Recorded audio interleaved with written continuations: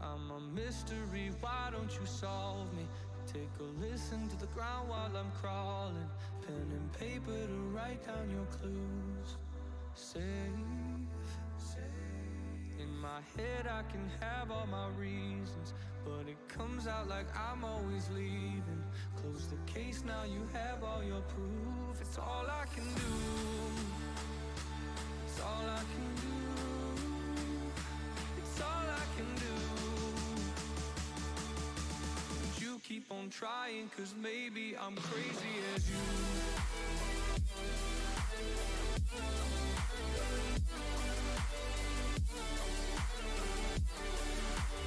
You keep on trying, cause maybe I'm crazy as you.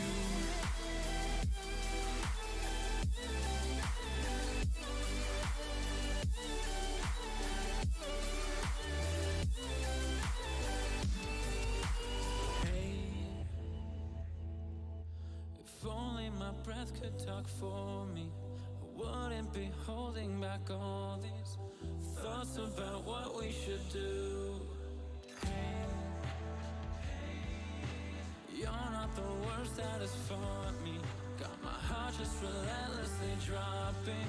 My body don't say it's not true. That's nothing new. That's nothing new. It's nothing new. You keep on trying, cause maybe I'm crazy as you.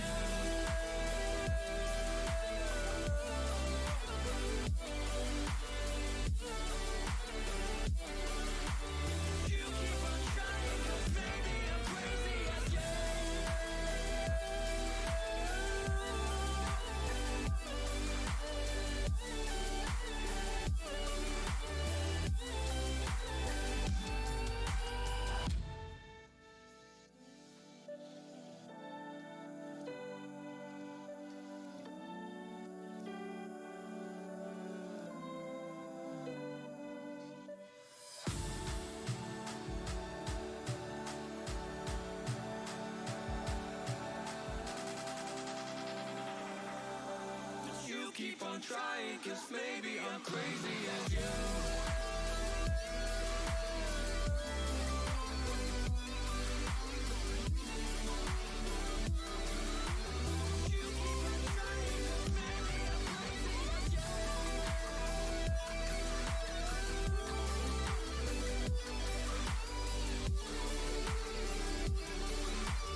You keep on trying, cause maybe I'm crazy as you.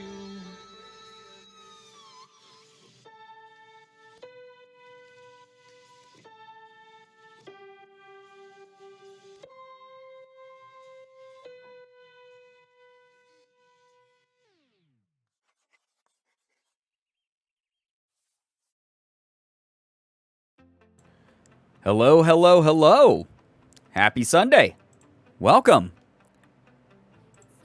It's stream time. Hello to everyone joining. Yo. Hey, what's up, Shira? Welcome to the stream. Welcome to everyone who's here for tonight's shenanigans. See, my internet is already up to its own shenanigans. It dropped some frames during that. That was weird. Hopefully it stabilizes, because I want you guys to be able to see all the glory of all the power washing that's going to be taking place tonight. Definitely my favorite way of getting those good brain chemicals going, washing away the sins, the bad thoughts, the negatives. Ooh, power washing. Yeah, Coda. Very excited to do some more. Very, very excited. Julie Jam, what's up? Nice to see you here. Welcome. Chat, if you've never been here for a Sunday stream, you'll notice something different. I do not stream with Facecam on Sundays. It's a nice way to sort of alleviate my anxiety. I don't have to worry about, like, looking presentable on camera. I don't have to worry about doing anything but just playing a game and chatting with chat at my own leisure. And just hanging out, hopefully having fun, doing our thing. I've never been here for a Sunday stream, nor a Monday, Tuesday, Wednesday, Thursday, Friday, or Saturday stream. I've never been here. I'm not here right now. I'm not here right now. Glad you're taking care of yourself. I appreciate that. Yeah, I mean, I've been doing these for like a month now, 2 months, something like that. And they've been really good. It's been like really, really easy going on Sundays. Normally the vibes are a lot more low key. Less people show up for these. This is all a dream. Ooh, ooh, ooh. Yeah, it's a figment of your imagination, like Shira says there. Sunday streams are chill. Yeah, I mean, it's one of those things where, like, Sunday night, Twitch is a lot less active anyway. So we're just doing one of those, like, laid back, here to enjoy each other's company. I mean, not that we don't enjoy each other's company, like, on a normal stream night or anything like that. It's just, like, I have one less element I need to worry about. And especially after last stream, not having to worry about what I'm doing on camera is really good. Last stream, for those of you who missed last stream, we did Catgirl stream. It was really fun. It was very, very fun. It was a good time, minus the wardrobe malfunction near the beginning of the stream. I did go back. I watched the clip. It wasn't as bad as I thought it was going to be. It was, you know, everyone was like, I thought people were just being nice and downplaying it in the chat, but it actually wasn't that bad. Don't flash. Well, you can't flash if you're not on camera, you know.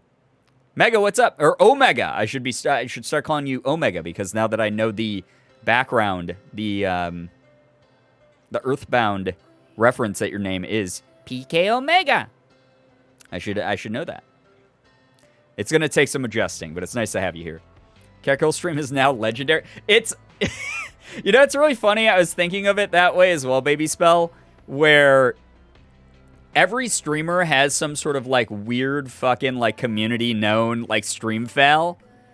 That one is up there now. That is now permanently cemented into the lore of this community. It's wow. It just was a completely unexpected fucking weird thing. Honestly, it was unbelievable that happened at all. But I'm so glad that it wasn't.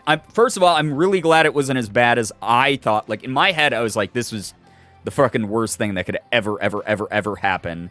But it was so quick. It was, like, very, like, low intensity, low exposure. I don't know if that's the way I want to even explain it. It just wasn't as bad. Yeah, it was very mild. It really was. It was very, very mild. So I'm happy about that, because I was so fucking worried in the beginning. Not just because, like, I was like, oh no, like, was that, like, something bad, like, for Twitch, but it was like, I have people of all ages here. I have people of all, like, backgrounds and exposures and things like that. And, like, I didn't want to make it uncomfortable for people, even completely by accident. So to know that it was, like, something very mild, like, that's the best way to put it. Like, sure, I think that's the perfect word for it. It was very mild. It was just so embarrassing and stupid at the time that I think that moment will live on forever in the lore of this community forever. So it was like, it was one of those, like, streamer fail moments that will forever exist. I did take down the clip in the VOD just to be safe. But I will be editing the VOD. I did download the VOD first. I'll be editing out that part of it to put up on the VOD channel down the line. So I promise people who missed the Catgirl stream, it will be up at some point. I caught it before the VOD went poof, and it was just amusing, but nothing, like, vulgar. Yeah, and so that's, like, what I was afraid of, was that, like, people were going to take that in, like, a completely horrible way. And fortunately, it was just a total accident that I blew out of proportion in my own head, because I'm just worried about making people feel uncomfy and things like that, because I really appreciate you guys. I want you all to, like, enjoy your time here. But thank you so much for joining tonight's stream. Again, Sunday stream, I expect, like, lower activity, lower viewers, lower subs, whatever. We're just going to be vibing, playing Power Wash Sim. It's going to be a fun time, and we're going to just only focus on the game, because that's all you'll have to focus on. Kat, what's up? Hey, good to see you here. I hope you're doing well. If you guys don't know my friend Cat Scratch in the chat there with the VIP badge, please, please, please follow Cat Scratch. Cat is like one of the best people in the world. Like, genuinely one of my favorite people I've been able to welcome into my life recently. I love Cat. Cat is wonderful. We've been playing a lot of Final Fantasy 14 together recently, and it's been so great. Lizzie Bears, thanks for the raid. I hope that your stream went really well. Thank you very, very much for being here, Lizzie. And thank you for the raid. If you're new to the community, please make sure you're reading the rules of the community so that you don't get timed out by me, a mod, Nightbutt. We would hate to have that happen, especially because we're going to be vibing with some very nice power washing. And if you miss out on power washing, like, that sucks. That sucks. That's not a good thing.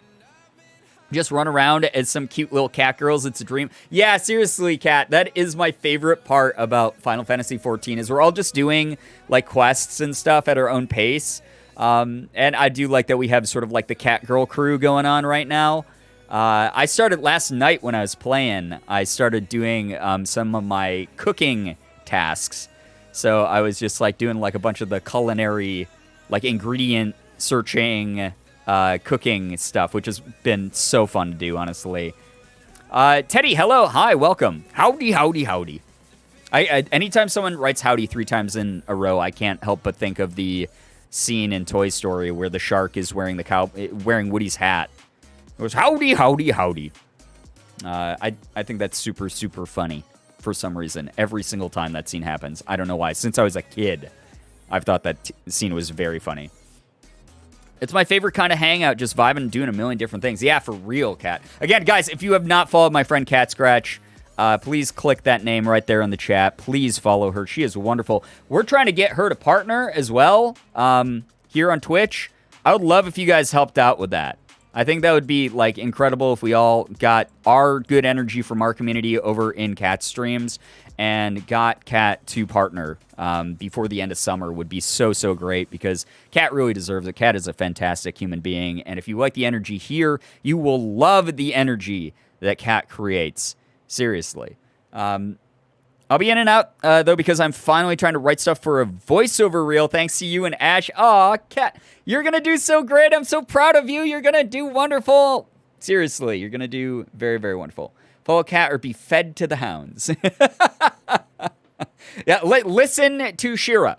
This is the only time I'm going to allow chat or mods to threaten chat and back it up, okay? So...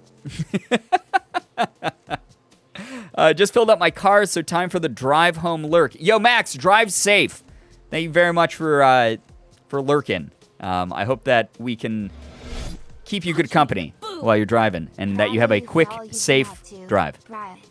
Yo, Little Red Low Brie. Oh my God, I always like to say that just because it's fun to say, and there we go. I just completely tripped over every single word. Thank you so much for the 37 months with Prime. That's so nice of you to use Prime that long on this community. Thank you very much. And thank you for the kind words. Really appreciate the support. I saw you became a sub over on Fan House recently. Really do appreciate that a ton. There's been a lot of people subbing over on the Fan House, which has been super nice. If you guys want to see bonus Catgirl cosplay, it is unlockable there. Finally was able to do a real stream with a gaming laptop. Only a few blips, but mostly went swimmingly. Lizzie, I'm so proud of you. That's wonderful. I know that you were mentioning that you wanted to do that like weeks ago or something. That's really great. Hello, I love you. Oh, I love you too, Morgan. Morgan's here. If you guys don't follow my beautiful, wonderful, amazing girlfriend, partner, Morgan, please follow Morgan here on Twitch. She also streams. And also, on top of that, she had some TikToks go viral recently. I think she has like 7,000 more followers on TikTok than I do now. Not that I ever I don't use mine the way that like most people do. Morgan is someone who actually like puts time and effort into her TikTok. So like, please go follow Morgan. She had like 2 or 3 TikToks like blow up recently, getting like hundreds of thousands of views and comments and shit. So please go support Morgan over on TikTok, on Twitch here. You know, like, that'd be super nice of you guys. That'd be super cool of you. I'm super proud of her. She's been working just as long as I have at, like, content creation stuff. To see her sort of break out of her shell and try different things, different types of content, just get more passionate about the things she already was passionate about, and seeing her have results from that, all that effort, is so wonderful. Like, you guys have no idea how proud of her I am right now. So yeah. Hello, Queen Morgan. Yes, Queen Morgan. We stand Morgan, 100%. Ruby, what's up? Nice to see you here. Welcome to the stream. Welcome. While I got everyone's attention before we all go into Lurky Land, as some of you do you guys have any good news for me today? I would love to hear some good news. I had a weird day where I just sort of I listened to Bo Burnham's All Eyes on Me in full. Like, I've heard the clip 1,000 times, speaking of TikTok, like 1,000 times on TikTok, and I've never listened to the whole song. And I listened to it, and it caused me to go into this depressive, dissociative spiral today, where I was just like, oh my God, what the fuck am I doing with my life? I'm 35. I'm fucked up. So if you guys have good news to share with me, I'd love anything that's good news that, would help ground me, would help remind me of the good things going on in this community's life and everything like that. And remember, I won't be able to read all of it, but I will read as much of it as I can. If I miss any in chat, make sure that you guys are lifting each other up, supporting each other's good news, validating it, etc. But I would love to see some of that going on in the chat here tonight. Good news, my rollator came in. My grandma and cousin took me and my parents out to eat for my mom's birthday tomorrow, and Megdusa, stopped by my house for a bit earlier. That is so awesome. Shira, that's wonderful. That's all very good news. I love all of that for you. Happy early birthday to your mom, by the way. Meeting up with friends on Wednesday. Gonna solve a fake murder case from online together. Vintage wine, that sounds so fun. Sounds really, really cool. Good news, after being unemployed for a while, I'm starting a new job tomorrow where I get to work with my hands. Rocky, have a great time with that. That sounds really interesting. Really cool.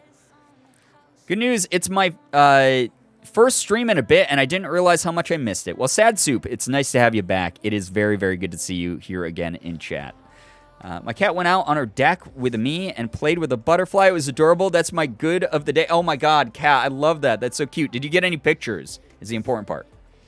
Good news, I had a picnic with some friends today after not seeing them since the beginning of the pandemic. Bottled Genie, isn't that such a weird experience? Like, it's a good one, but it's so surreal. Like, seriously.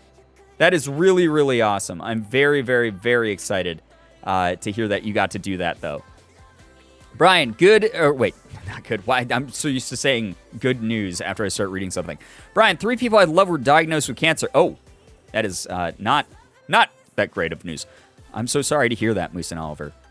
3rd stage, and one of those 3 people had an operation to remove it after they found no traces of it anymore. She's got to get checked every 6 months out, but for now there's no... That is... Well, okay, so part of that is very good news. Moose and Oliver, I'm so happy to hear that you're the one person that you know, that you love, is in remission now. Hearing about those cases where an operation works, that is fantastic. That is so wonderful. Sending nothing but love and healing vibes your way. You know how we feel about cancer. Fuck cancer. We raise money every single year to battle, cancer as much as we can. Try to find a cure that's permanent for people. Thank you so much for sharing your news with us. No pictures because I was trying to make sure she didn't fall off the deck. She decided to play while on the railing. Oh my God, cat. That's so cute, though. I love it. Good news, I tried goat yoga today. Oh my God. The Unis Honest inspiration here, which I've been wanting to do for years. I did it with a couple. Oh, so you wanted to do it before Unis Honest showcased it. That's actually fantastic. I did it with a couple friends that I haven't talked to in too long. It's nice to get back in touch with them. Lard Martini, honestly, trying new things with people, even if you have, been in touch with them, is always fun. But to know that you got to reconnect with them, that's wonderful. That's seriously wonderful. That is really, really great. And goat yoga is it's such an interesting thing to me because it's a mashup of a bunch of stuff that what the fuck is going on? Who was the first person who is you know what, I gotta go and I'm bored. I really love fitness and stretching and shit like that, and decided to do yoga with a goat. Who was the first one? And who was the first person who fucked up and was I'm gonna use my fully grown gigantic goat this seems like a cool idea. I want to join you, but I only have like this 250-pound goat. And like did that and then was like, okay, this was too much. This is way too much. More good news. Mochi has the zoomies. He is tumbling around the house right now. That sounds adorable. I love that. I love that so, so much. White woman in Uggs?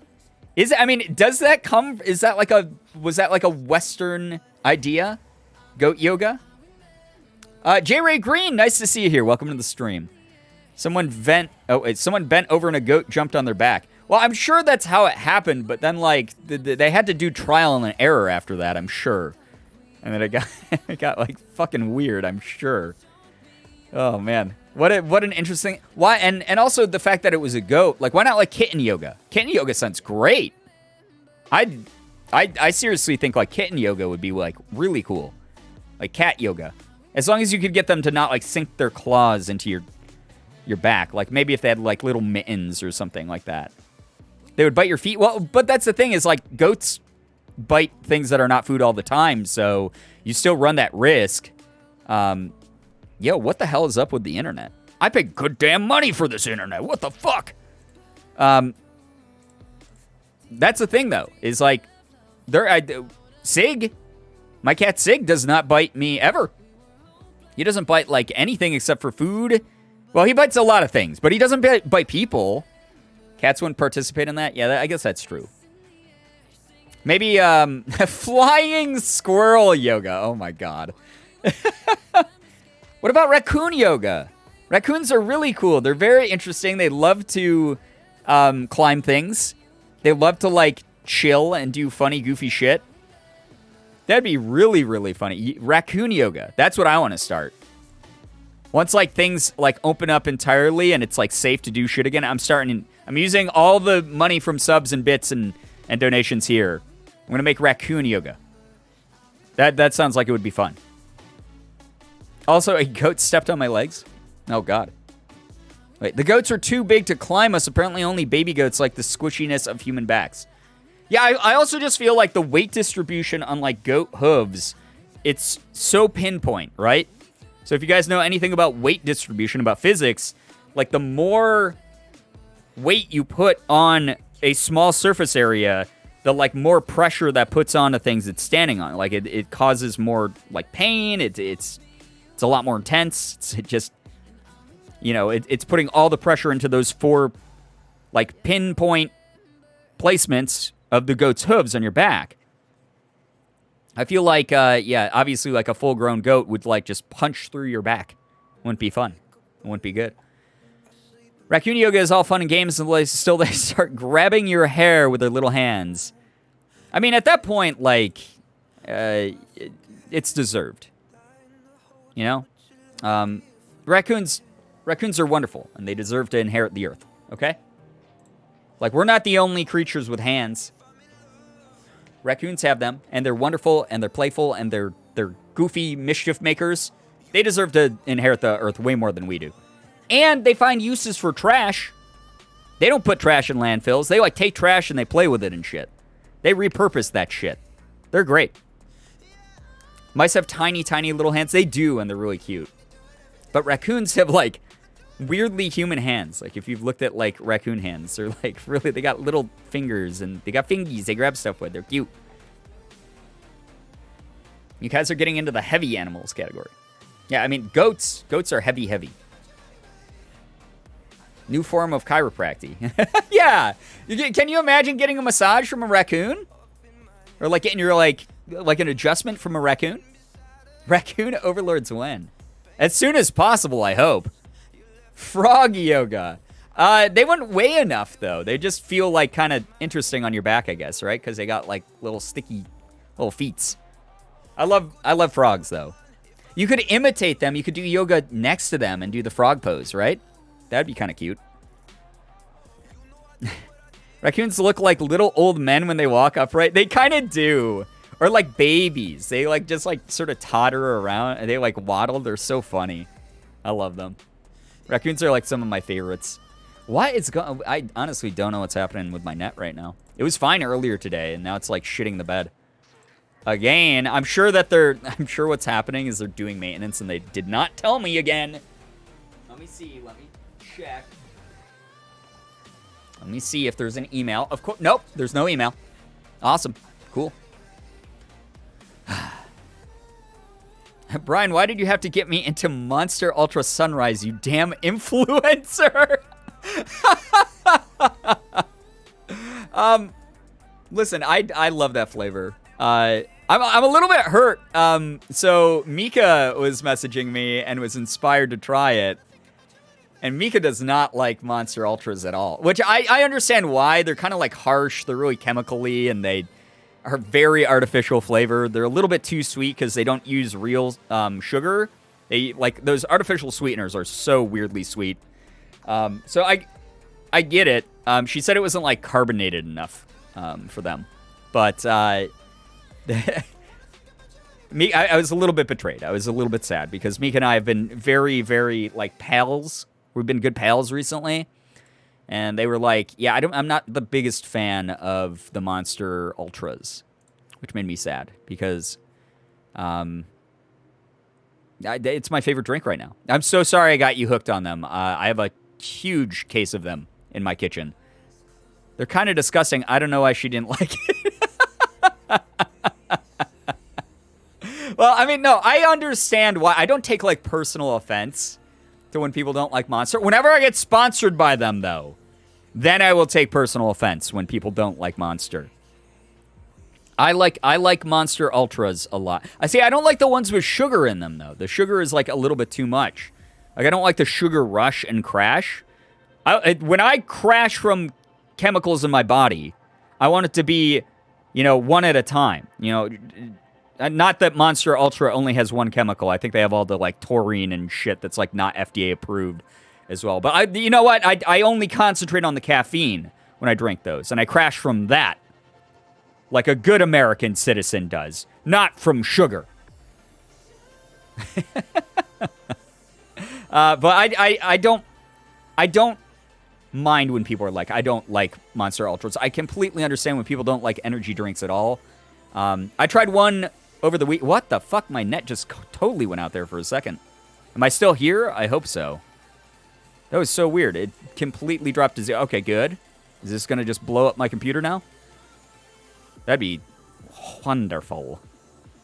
Lurking, but have a good stream, mate. Thank you, Jinx. I hope that you're doing well. Hope you're doing well. Yes, it only buffered for a sec. Okay, cool.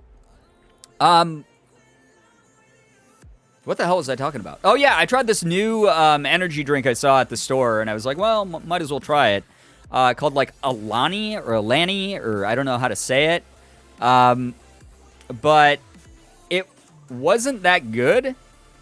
But it was a smaller can than the Monster Ultra, and it had way more caffeine than any other energy drink I've had recently, besides, like, maybe Bang. It had 200 milligrams of caffeine per can. And it was fucking terrible. It was just, I drank it, and then I looked at the can, and I was like, there's 200 milligrams of caffeine per can of this. I probably should have split this up over, like, 4 days. And I felt like I was made out of rocket fuel. Like, I felt like I was just going to explode at any second. Brian, don't explode. That's against TOS. I'll try my best, Vintage Wine. There's so many energy drinks now. Yeah, it's weird because, like, they had such a negative stigma against them on the market for a long time. And we were sort of, like, walking ourselves backwards away from them for a bit. And now they're, like, everywhere again, and just everyone's just hooked. I think, just quarantine things, 2020 things. That new energy drink. Yeah, no, I was fucking, it was way too much. I almost got, like, jittery on it.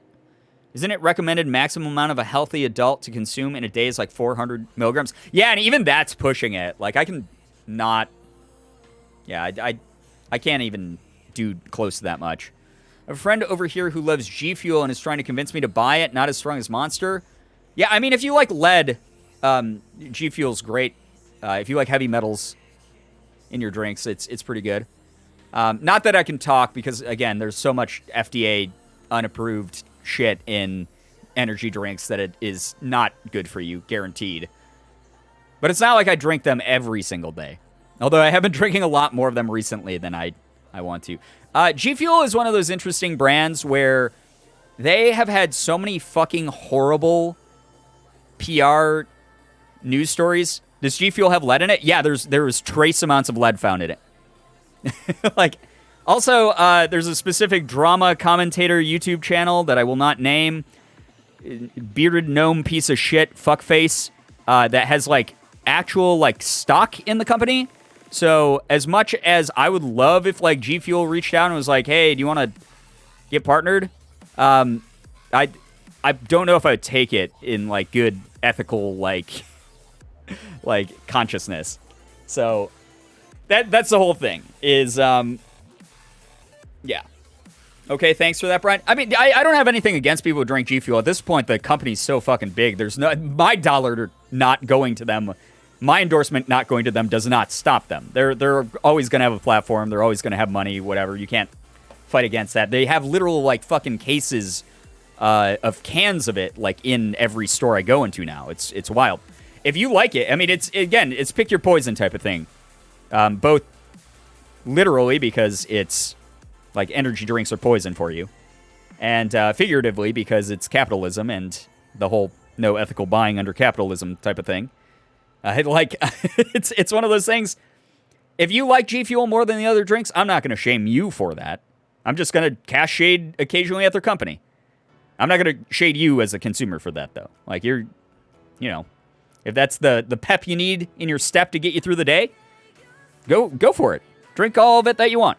Enjoy it. I hope that it's good for you. The thing that's so fucked is there's literally no regulation for protein powder and shit. Oh, yeah, absolutely. I mean, that's the way that it is for a lot of things. That's why they have that big label that says not approved or, you know, proven by the FDA on a lot of, like, even vitamin supplements, whatever. There's a lot of that shit out there. So, yeah, it's pretty wild how our food industry works. Book Lover, what's up? Welcome to the stream. We need to go back to old times and die from lead poisoning like real men. Exactly. Like real men do, where you take a bar of lead and you bite into it with your molars and you just let those sink into the lead and rip off a big hunk and swallow it without chewing so that it just sits in your stomach and you wait for the inevitable. Like a real man. Whoa, G Fuel talk in my first stream in a while of yours. Yeah, I mean, we got a little bit of G Fuel discourse. Like, here's the thing, guys. I won't lie. Their branding is fantastic.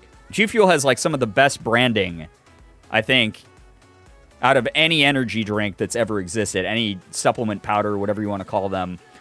They do a fantastic job of like having appealing looking packaging and fun sounding flavors and the collaborations that they do with like influencers and stuff like that. Tons and tons and tons of like really good marketing goes into that like product. I will probably try it at some point. Like I've tried the powder multiple times and it wasn't like my thing. But I do kind of want to try like their canned energy drinks that they have in stores. I do. But it just ethically, it's a very weird thing for me because I know the people involved when it comes to like investing in their company and such, and it's not my favorite crew of folks out there. So, yeah, eat paint like us normal kids to get lead poisoning. Yeah, paint chips. I remember when I was growing up, that used to be an insult. Where if someone was being like a total asshole or like a weirdo to you, you'd be like, "Dude, did you eat paint chips?" Like, that used to be an insult when I was, like, in middle school. I think it came from, like, a Chris Farley movie or something. I can't remember. Or maybe, like, a Jim Carrey movie. I don't even know. Oh, yes, besties. Not to detour, but I successfully ran the first session of my Scooby-Doo D&D. Weekend was full of W's. Wait, Scooby-Doo D&D? I think you mentioned this before, Lizzie. I love that. That's so funny. That is actually wonderful. And honestly, when you think about Scooby-Doo, when you think about like a survival horror style like setting, if you take out all the comedy and the hijinks and the wackiness, or even if you have it in, because still the cartoon works in that way, that's actually a perfect setting for, like, roll initiative. Like, I love that. That's actually great. Flace, hey, what's up? Welcome to the stream. If it wasn't the eat paint thing, then it was about being raised by watching TV. Yeah, well, now we have you were raised on an iPad. You're an iPad baby. Is like the insult I hear like kids use against each other. 6 months, let's go. Oh, love you, Brian. Less than 333. Less than 333. So you love me up to 333. No, I know it's just the voice saying it. Thank you so much, Matt, for the 6 months. Congrats on becoming a gold Eevee badge, by the way. Thank you so much for being here. Thank you very, very much. Or like, were you raised in a barn or something? Yeah, that one's an old-timey one. That one was around for long before I was a kid, which is saying something because I haven't been a kid for a very long time. I'm a desperate 35-year-old grasping at straws trying to stay relevant on the internet. And right now it's working great. Thank you so much for letting me do this. Sarah, thank you so much for the raid. Welcome, Raiders. So many things could have killed us off us boomers. Holy shit. Paint chips, being raised in a barn. Yeah, so many things. Welcome, Sarah. You're saying you're not 6 years old? I don't buy it. Is it going to get to the point where I'm so old that people who've been in the community for a while are going to start making jokes about like how young I actually am versus like I remember when I like first started like streaming and making YouTube videos and stuff like that, people would be like, "Holy shit, you're 1,000,000 years old." At some point, we're going to hit the tipping point, and people are going to be like, Brian is the youngest streamer alive. I feel like this is a safe community to say this. My doctor approved of me starting a CBD vape for my anxiety and chronic pain. I'm so excited to start and want to say if you're thinking about it, it doesn't hurt to ask your doctor. Place, absolutely a safe place. First of all, CBD is legal. And even the derivatives of that plant, even if we're talking about oddish, we're talking about a little bit of 420, man. Who cares? There's no judgment here about that kind of thing. It's legal in a bunch of states. It's a alternative medical practice that's helped a lot of people with chronic pain, mental health issues, anxiety, depression, you name it, across the board. So it's one of those things where no judgment at all. I use CBD occasionally. When I'm having like really bad anxiety, sometimes I'll take a CBD gummy. And it does help sometimes. It doesn't like have a huge effect on me. CBD is not effective enough really. But it's really cool that we have like more holistic style treatments available that are over the counter like that. I think that's like really cool. So I'm glad to hear that you have that to help you. I hope that it's really effective and it's very helpful for you. Brian is infinite, simultaneously the youngest and oldest to ever live. And at the same time, it's all constant, right? I'm constantly existing as both the youngest and the oldest. Get some time travel philosophy, time permanence theories in there. That shit does wonders for my sleep disorder. Yeah. Oh, that's another thing. Yeah, that's another great thing that that it helps with is sleeping disorders. Helps put people's brains at ease or helps their biorhythm sort of slow down a bit. Gets them to zonk out. That's great. Get zonked. Get your Z's. You know, the Z's in the reason that it's sleeping, and it's the Z symbol. You're zonking. You know. Gummies have been saving my life lately with pain, anxiety, and sleeping. Good. I'm so glad. I'm seriously so glad. Brian is the next Doctor in Doctor Who. I mean, it's about time they have an Asian doctor, right? Throw me in, coach. I'm ready. I have watched all of 2 episodes of Doctor Who in my entire life. I would like to get into it, but there's so much of it. I don't know where to even fucking start with it. Good news, I have work tomorrow. I'm so excited to see my coworker friends. Matt, that's wonderful. I'm so glad that you're in a work environment that's so positive for you.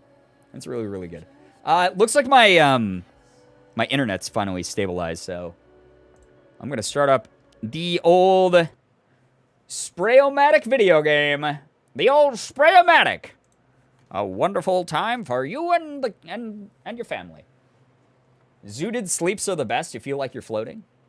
Heck yeah. I mean, like I said, you find what works for you. I'm not going to judge you on that as long as it's not something that's doing you harm or encouraging harmful behaviors or anything like that.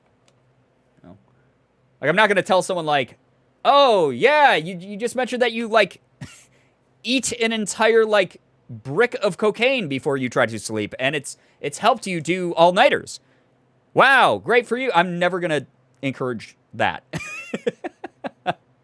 But something like weed that never should have been classified as a Hello, lovely people. class 1 drug or whatever the fuck they call it. If that's something that's helping people like get through anxiety and depression, sleep disorders, chronic pain, whatever, and it's getting legalized in more and more states because, you know, so much research being done about it in like a really good way, I'm never going to ever judge someone who's using the oddish to help them, you know? Anna, thank you, by the way, for using that. I guess it's your 3rd month of the gifted sub Ina gave you. Thank you so much for joining in. Really means a lot. Welcome, welcome. This game's so dope. It really is. It is one of my favorite games, Tutor Pearl. We'd stop my seizures. So that's a big thing that they've been doing a ton of research on. Is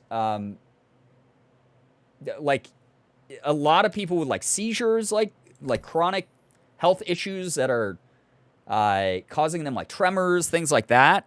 A lot of it has been alleviated by new substances like that, you know, coming on the market as medical. I think that's great. There we go. Do what you need to do to help you. I read that so wrong. I read that like a child learning how to read. Do what you when you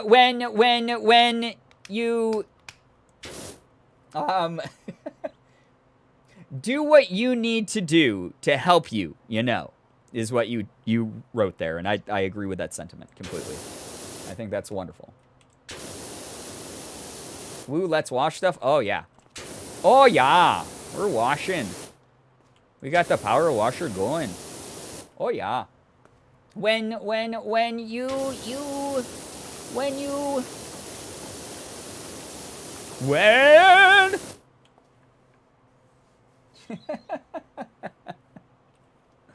oh god, TikTok has corrupted my fucking brain. I'm so sad though. I won't lie. I'm both happy and sad that I was influenced so much by TikTok today that I was like, you know what? I've heard this. You say the ocean's rising like I give a shit. Like sound clip so many times. I have to now look up what that, like the whole song, like the whole Bo Burnham song. I'm so sad I did that because I was going to be really productive today. I was going to do a lot of shit today. I had a lot of plans today. And then I went and I fucking listened to the full version of All Eyes on Me. And I listened to it and I was like, man, that was a pretty good song. Like, that was surprisingly profound and had like a good, relatable message. I don't even know if I want to call it a good message. It's just a relatable message where you're like, wow, I'm not so alone feeling this way as a creator. But I listened to it, and I was, like, doing okay, and I went downstairs, and I even texted Morgan that this happened to me. I went downstairs to grab my water bottle, because I'd left it on the couch. And, I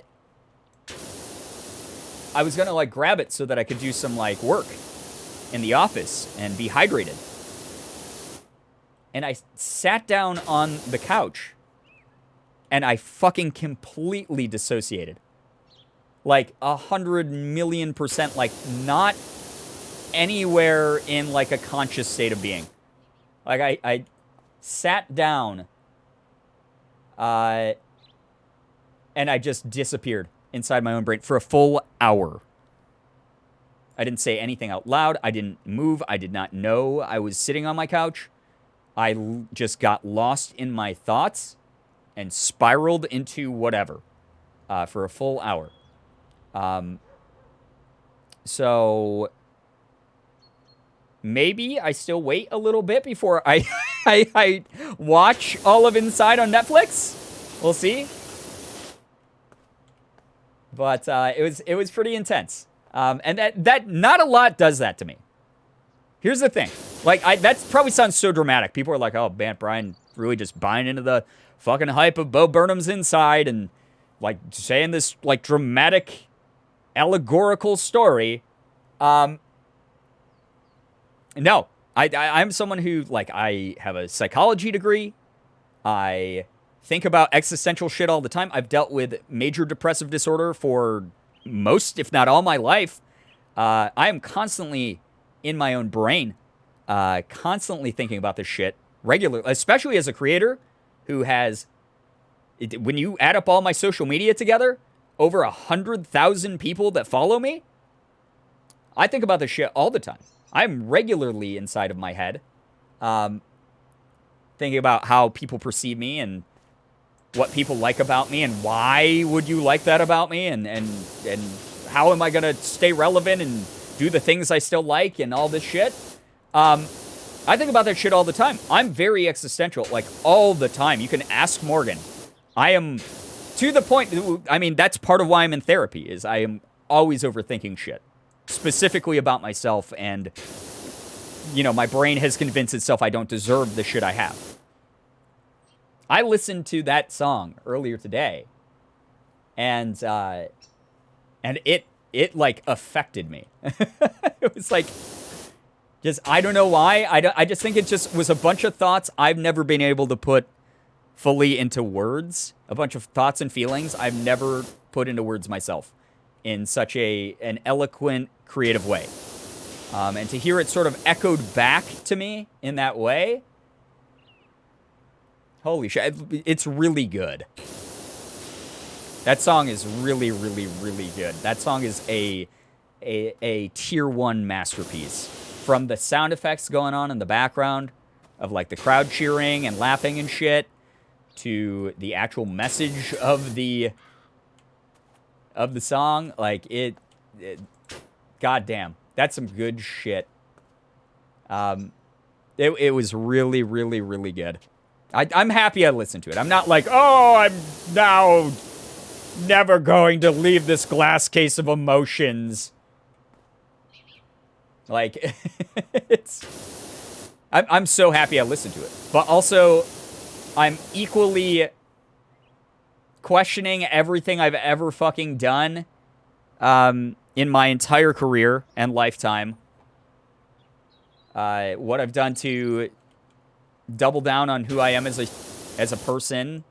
What I've done to establish myself as a creator. What creatively comes out of me. I simultaneously am questioning that all the time now. And by all the time, I mean just over the past, like, 12 hours. And I'm also weirdly motivated. I put up a tweet earlier. And Morgan even, like, texted me and was like, hey, are you okay? I put up a tweet earlier that was like, I know this isn't going to be forever. I know this isn't going to last forever. But I'm going to do, like, the best that I can while it lasts. Something along those lines. And it wasn't me trying to be melodramatic or negative or pessimistic about my career. To me, that was full realism. This, what I'm doing right now, playing a stupid Power Wash game while I'm chatting with you guys and talking about whatever and joking around and raising money for charity and making just content that people want to share an experience with. That's not going to last forever. We talked about this the other stream. That's me being realistic. Yeah, exactly, Ruby. Gotta enjoy stuff while you have it. And right now, I have it. Right now, I have it. I am doing what I love to do as my job. I am doing stuff that I never thought if you had asked me 10 years ago if I was going to be doing this stuff, I would have, like, dejectedly been like, no, I could never get there. I could never have, you know, people dropping by my stream, 100 at a time, night after night. That's never going to happen. That's not going to happen for me. Who the hell am I? I would have told you that. But the reality is it is happening right now. It is happening. You guys are watching me stream. I'm talking about what I want to talk about, and you guys are adding your own perspectives, your own anecdotes. And I'm sorry I wasn't reading all the things people were putting into chat there. I was reading them in my head, and I want you guys to know that you are not alone.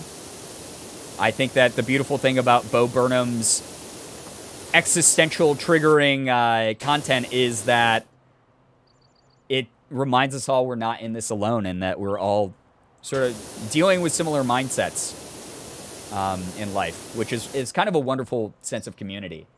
But it's one of those things where, like, I'm talking about what I want to talk about right now. I'm vibing, I'm reading chat when I want to, I'm playing a silly video game that I enjoy, and you guys are here, and you're supporting that, and you're supporting the projects I'm getting involved in, the voice acting I get to do, the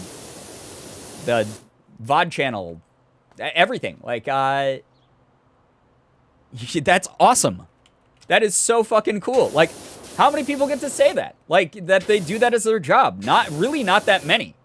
Like, more and more every day, for sure. A lot of new creators every day that are going full time, and it's great and so cool to see. But really, in the grand scheme of the number of people out there, not a lot of people get to do this as a job. I fucking love this. Entertaining is something I've wanted to do since I was a kid. You guys helped me make this a reality. I am so happy.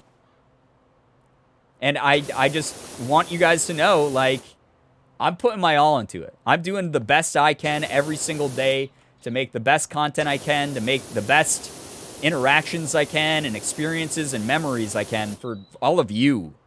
Like, thank you a ton. I didn't want to, like, worry people with that tweet. I didn't want people to be like, are you, like, deleting your channel soon or something like that? No.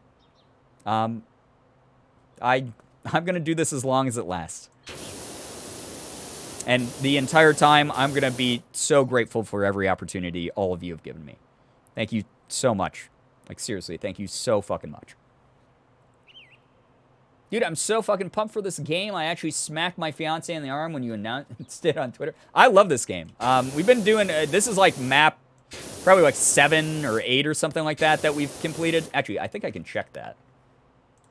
Let me see. 1, 2, 3, 4, 5, 6, 7, 8. This is map 9 that we've done in this game. And it is... God damn, this game is so fun. It's so good. It's so easy to play and chat with people while I'm playing it. I love it. And I'm so glad you guys get as much sort of, like, chill out of it as I do. You get the good brain... Like, this is so relaxing to watch while I'm playing it. I hope it's just as relaxing to watch from, like, a full viewer perspective. It's really cool. Right? I think they meant your voice acting. Oh, I'm stupid. I already forgot my own accomplishments. Wow. Oh,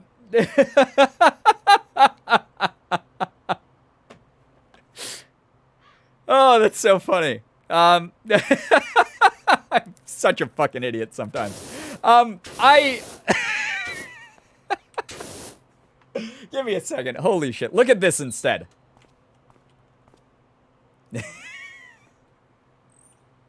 All right, yeah, so for those of you who don't know, I'm a major voice. I'm one of the major, like, main characters in Buffering Moment. Yeah, for sure. I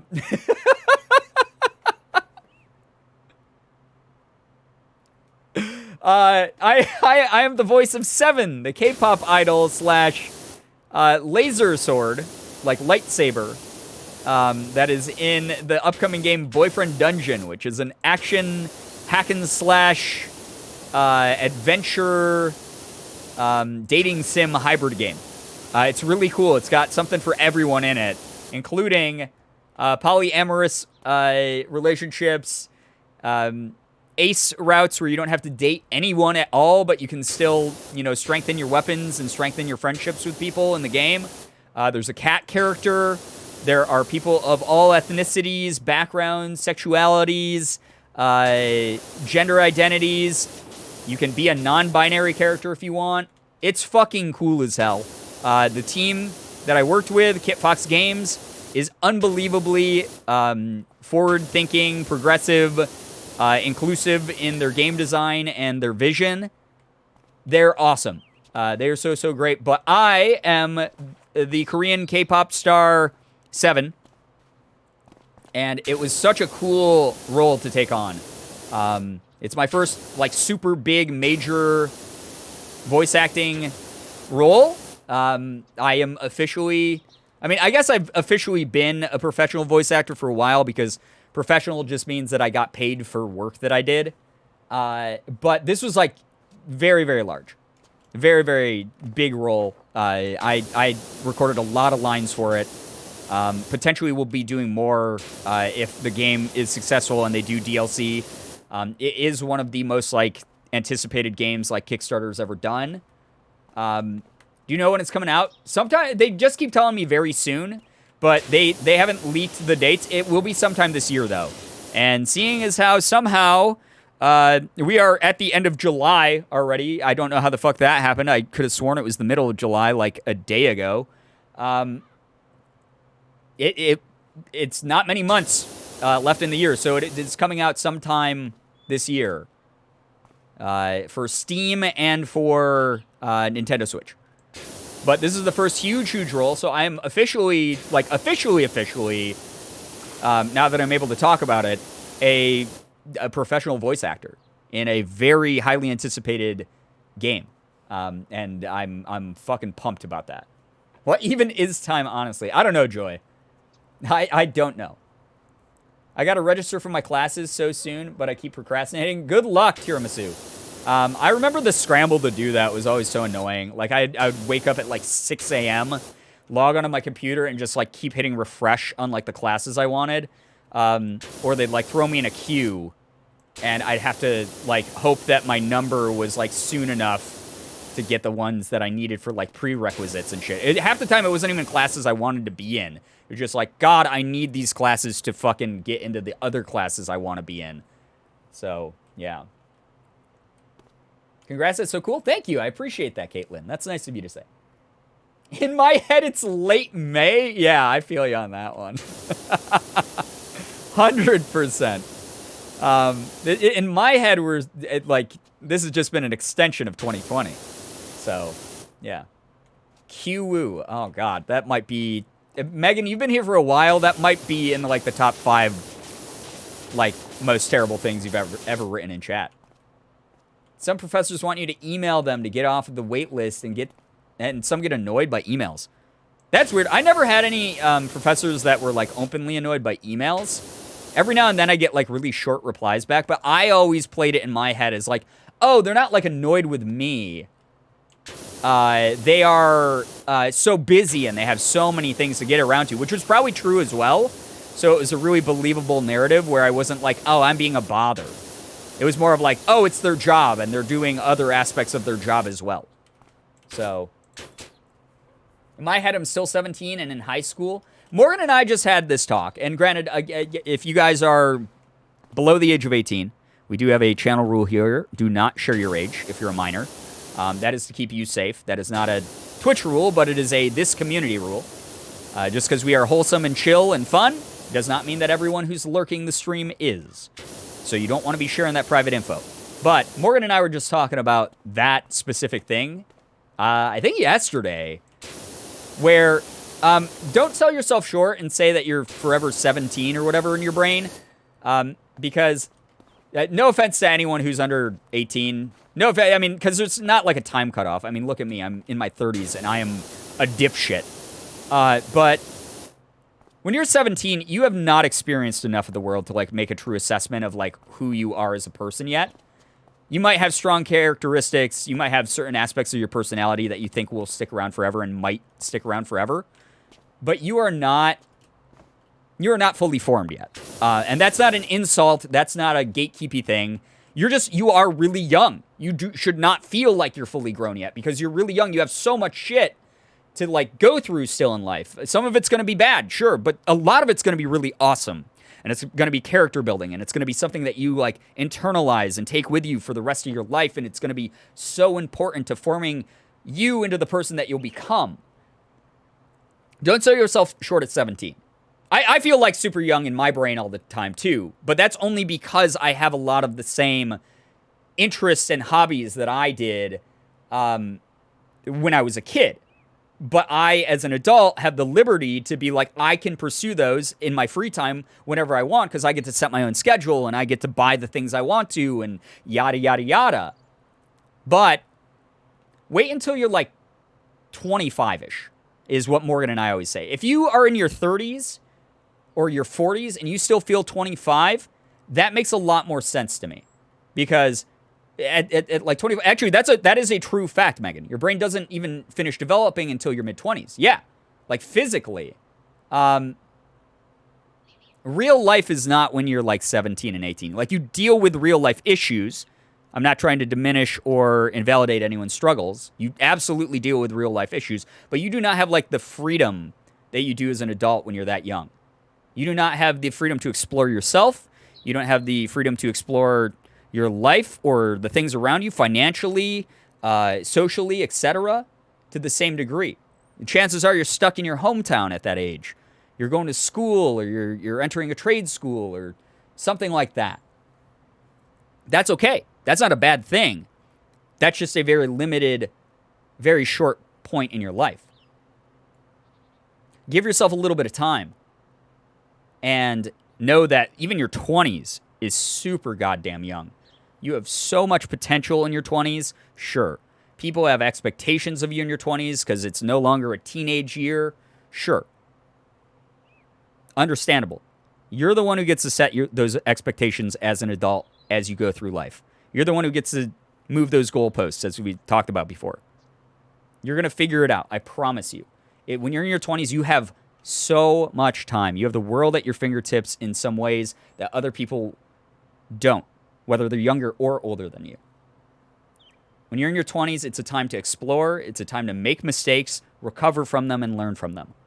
It is a time to figure out things that will become important to you but might not be fully developed yet. It is a time to, yes, feel a little bit of that existential weight of, oh my God, I'm in my 20s. What am I doing? I'm behind. But it's not a time where that becomes a truth. It is a time where there's going to be a lot of slip-ups. There's going to be a lot of steps back in what you consider progress. But none of those things are permanent. And the things that are, you learn to get over. You learn to deal with. You learn to cope with. I promise you. The fact I survived my 20s is a fucking miracle. But that said, what I dealt with in my 20s is not going to be the experience everyone goes through.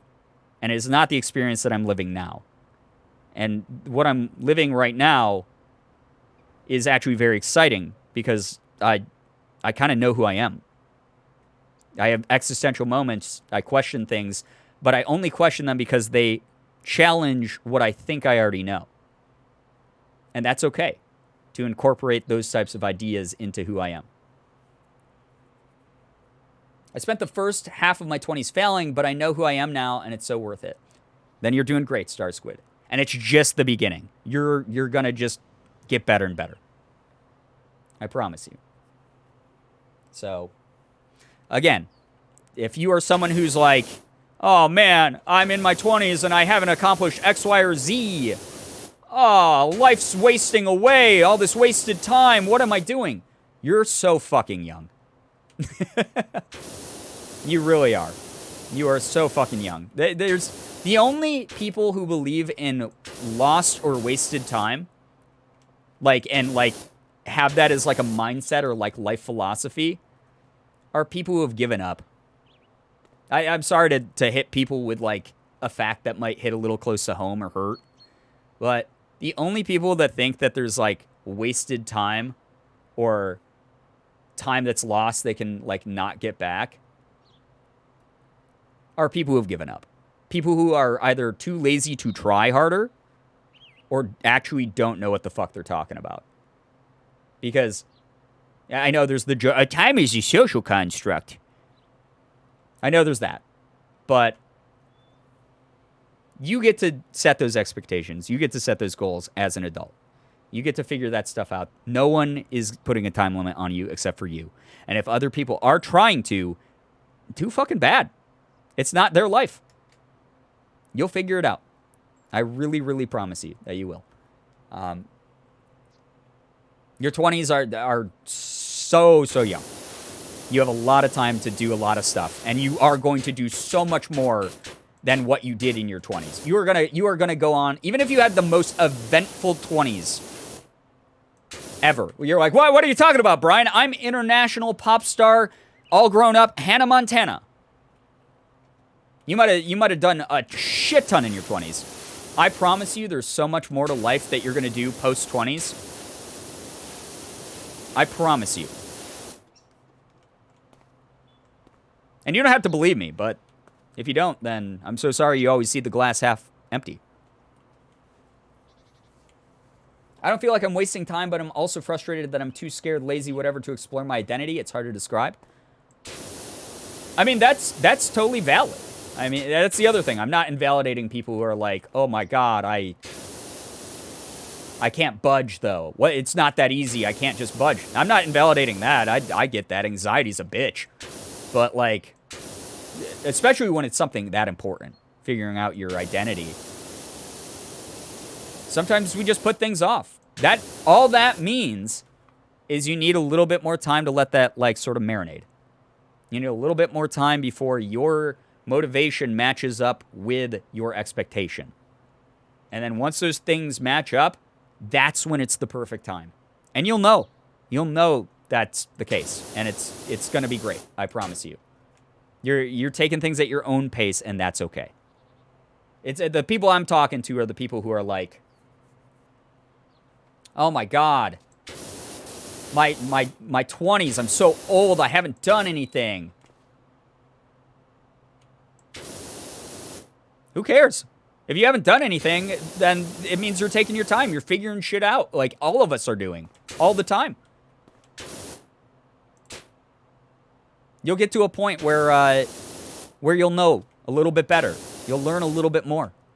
Whether that's about yourself or your goals or what you want to be in life or who you want to keep in your life or what kind of fucking ice cream's your favorite. It doesn't matter. You'll figure it out. As Jack Harlow says in Industry, baby, I didn't peak in high school. I'm still out here getting cuter. Yeah, no, that's a great, and that's the thing. That is a great mentality, too. Don't sell yourself short and be like, I peaked in high school. Cheers, love. 17. I'll always feel 17. Good news. You're still here and I am too. Honestly, that's enough. Hell You don't yeah, have to have Firefly. everything planned out. All that matters is that one day, things will feel right. Exactly. I love that. Thank you so much, Firefly. Thank you for the support, by the way.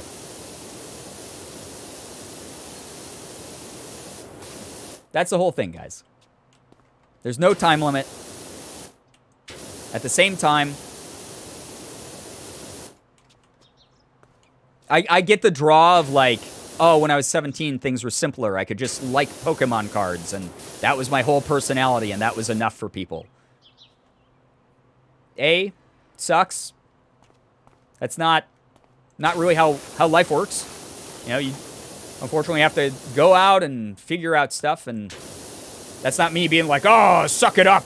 Everyone's got to get a job. It's nothing like that. I mean, it sucks that, you know, people who are, you know, mentally unwell or suffering from some sort of disability or invisible illness are forced to go out and get jobs, or people who haven't figured themselves out yet all the way need to, like, be rushed into, like, paying rent and bills. That part sucks. But the thing is like,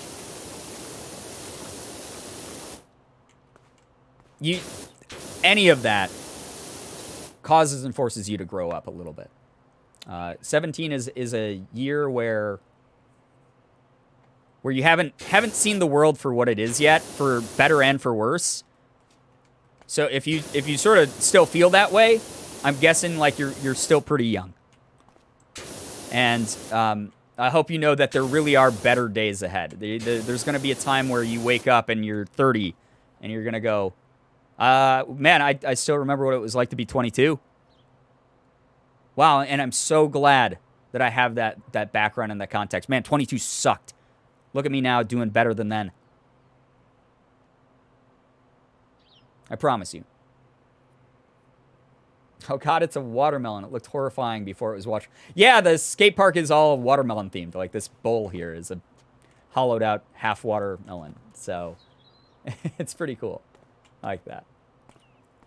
We're all just making this up as we go along. Enjoy your life journey as it unfolds. Everyone's life is a unique experience to be cherished. Yeah, absolutely. And that's the other thing, too, is like you can feel that energy of when you were, oh, when my back didn't hurt as much and I was younger and more youthful and things felt more carefree. Sure, you can feel that energy, but like, that's the other thing is, you know, your life's going to continue to unfold. Don't get stuck in the past. Don't become one of those people who dwells on it and goes, oh, I did peak at X time, such and such time. Because there's a lot more that you're going to be missing by dwelling on the past. I know that's cliche, but like your present has stuff that will happen. Or your present could have stuff that you're missing by dwelling on those past experiences. Yo, what's up, Lumi? Welcome to the stream. Feel like I have to do everything because I don't want to disappoint anyone. I never had goals. They were other people's. So hard to try to figure out what I want, not what they want. Well, like I was saying, that's completely an imaginary thing. It's in your head. I understand that struggle. I mean, again, part of why I'm in therapy right now is to figure that type of shit out. Like, what the fuck do I want? How do I assert myself? How do I make my goals clear? How do I promote my own fucking streams or my merch or whatever without feeling bad? Like, I get that. That's very relatable to me. That said, anyone who's trying to set goals for you, that's their fucking problem. If you are an adult right now, you get to set those. That's a hard thing to do sometimes. Because then you go, oh, I'm trying to set this goal. Oh my god, wait a second. This is actually based on the expectations like my parents had for me growing up or something. Oh shit, I didn't realize. That shit cuts deep. That sticks with you for a while. Absolutely. But, you know, you're worth setting goals for. You yourself are worth setting goals for.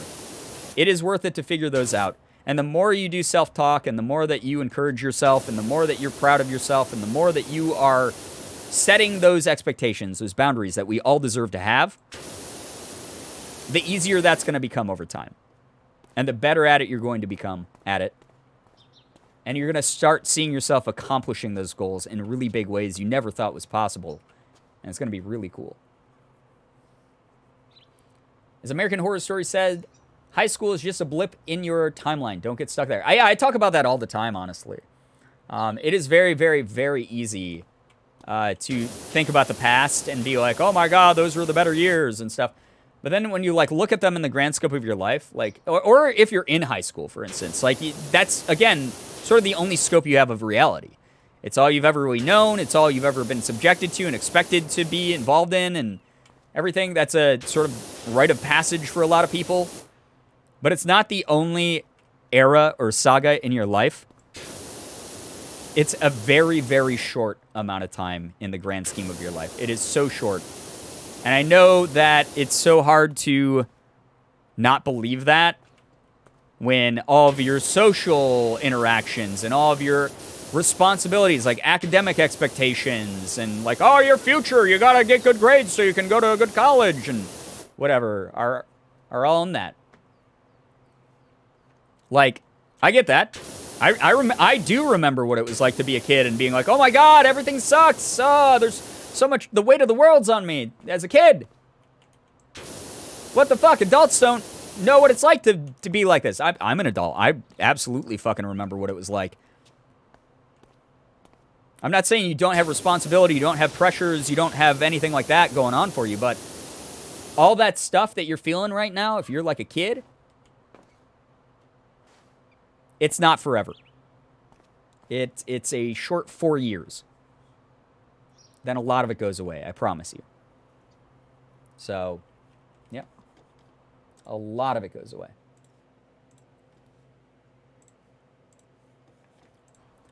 I always like to remind myself that I'm not the same person I was a year ago, and I definitely wasn't the same person a decade ago. It's important to remember where you were and celebrate how much you've grown. There's always room to grow. Jaybird Super, absolutely. Really, really, really, really good thing for people to remember.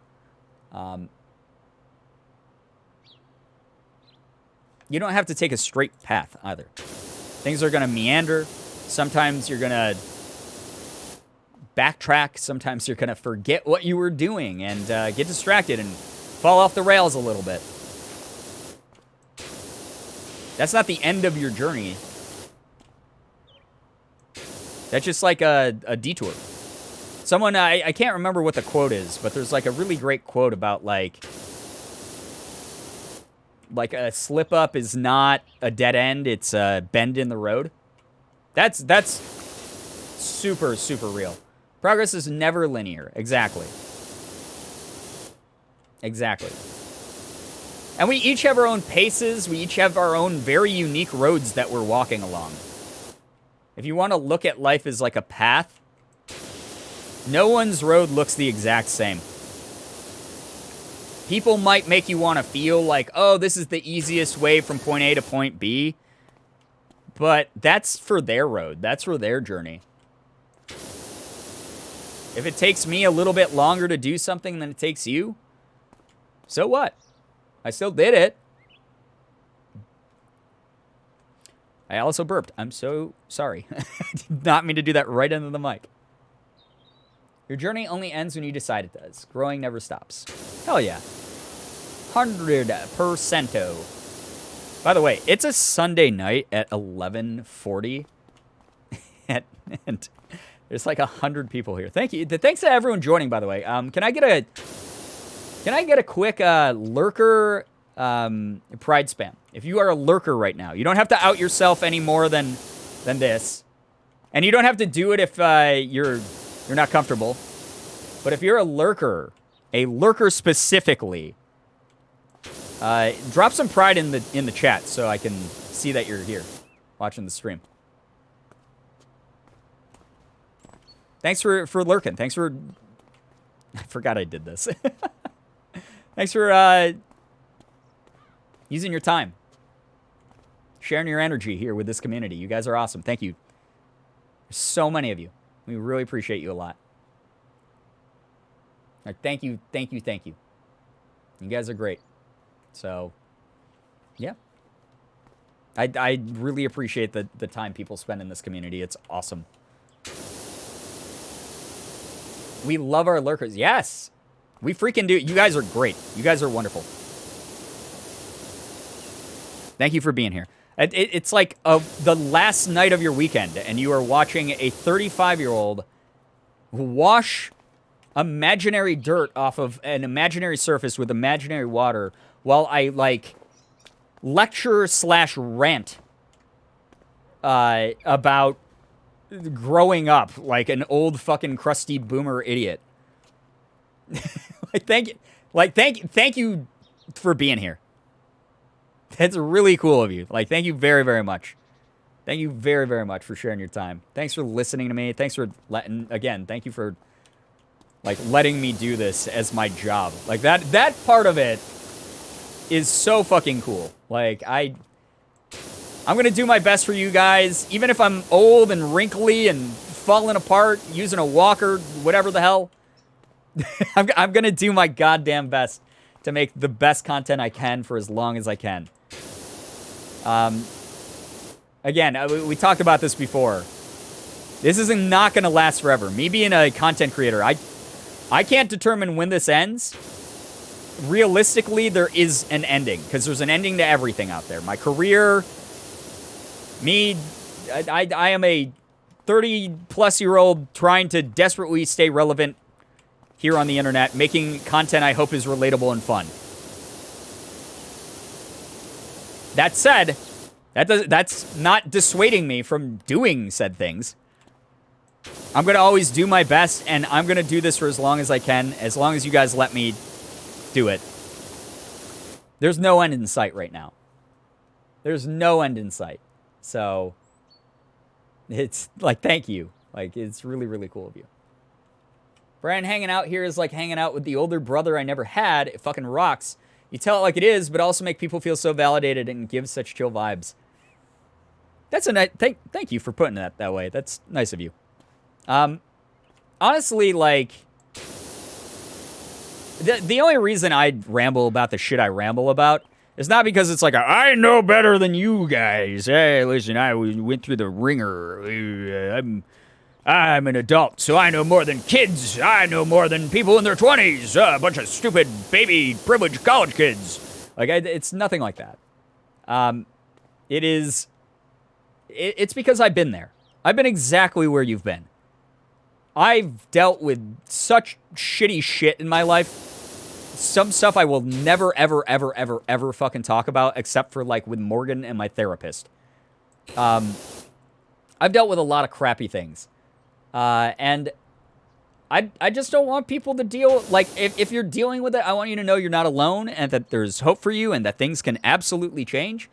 And then on top of it, if there's a way of, like, heading you off at the pass and helping you understand yourself a little bit more by just seeing sort of the template that came before you and became all twisted into whatever the fuck I am now, I want to present... I want that to be available for people, I guess. So, yeah, I don't know. That's just why I talk about the things I do, why I hyperfixate on the things that I do. Sometimes people are also safe spaces. Brian is 100% one of those. That's nice of you to say. I know that this was not your intention, but, like, anytime someone says that about me, I'm like, I'm a little bit uncomfy because, like, you never really know someone, especially through the internet. Like, I could be an absolute weirdo. I am an absolute weirdo, but, like, I could be, like, even weirder than you see here on the internet. I appreciate the sentiment, but also stay safe out there, guys. Stay safe. Keep yourself safe. Don't trust nobody, you know? Thank you, by the way, Hazardak, for the bits. All things must come to an end, but that doesn't mean we can't have a good time while we're here. Exactly. For example, I'm living teen me's alternative dreams and got a second set of piercings on my ears, but also got my nose pierced today. I'm just bummed I didn't get both nostrils now. Well, that's awesome that you started off and got to start doing something that you have wanted to do for so long. See, again, guys, no time limits. That satisfaction that you feel right now, Hazardak, is something that you've held on since you were a teen, too. What a payoff right now. That's really, really wonderful. Like, seriously, very wonderful. Yeah, that's like the same thing with me. I know people think, like, me collecting, like, comics and cards is, like, a silly thing. It is. Super silly. Ultimately, an absolute waste of fucking money. But it's something that makes me happy. And it's something that, like, I haven't gotten to do because I couldn't afford to do it, really, since I was, like, a kid. So, and when I was a kid, it wasn't because I could afford to do it. It was, like, I'd get that as, like, you know, I get some Pokemon cards as, like, a birthday gift or Christmas gift every now and then. Or, like, I'd save up my allowance for, like, 4 months and then, like, be able to buy, like, a deck of cards that I wanted to play with. Now as an adult, being able to be like, yeah, there's a pack of Pokemon cards in the store. I'm going to buy some because Pokemon's been my favorite thing since I was a child. I buy it. It makes me feel really good. It makes me feel really, really good. And little kid me that's, like, deep in my heart still is like, yeah, you're doing it. And that's great. That's, like, a really wonderful feeling. I like buying toys like slime because it's healing my inner child and inner goblin. Hell yeah. Also, like, yeah, I know so many people are into slime because there's, like, this tactile, like, fun, interactive element to it, right? So, yeah. It's okay to believe you deserve something. That too, Star Squid. I love that mentality. We were talking about that a little earlier, you know? It's okay to convince yourself you deserve things because you do deserve things. It's a hard step to take for a lot of people, myself included. That's why I used to, before I was in therapy, and my therapist literally said, you are not allowed to say this anymore.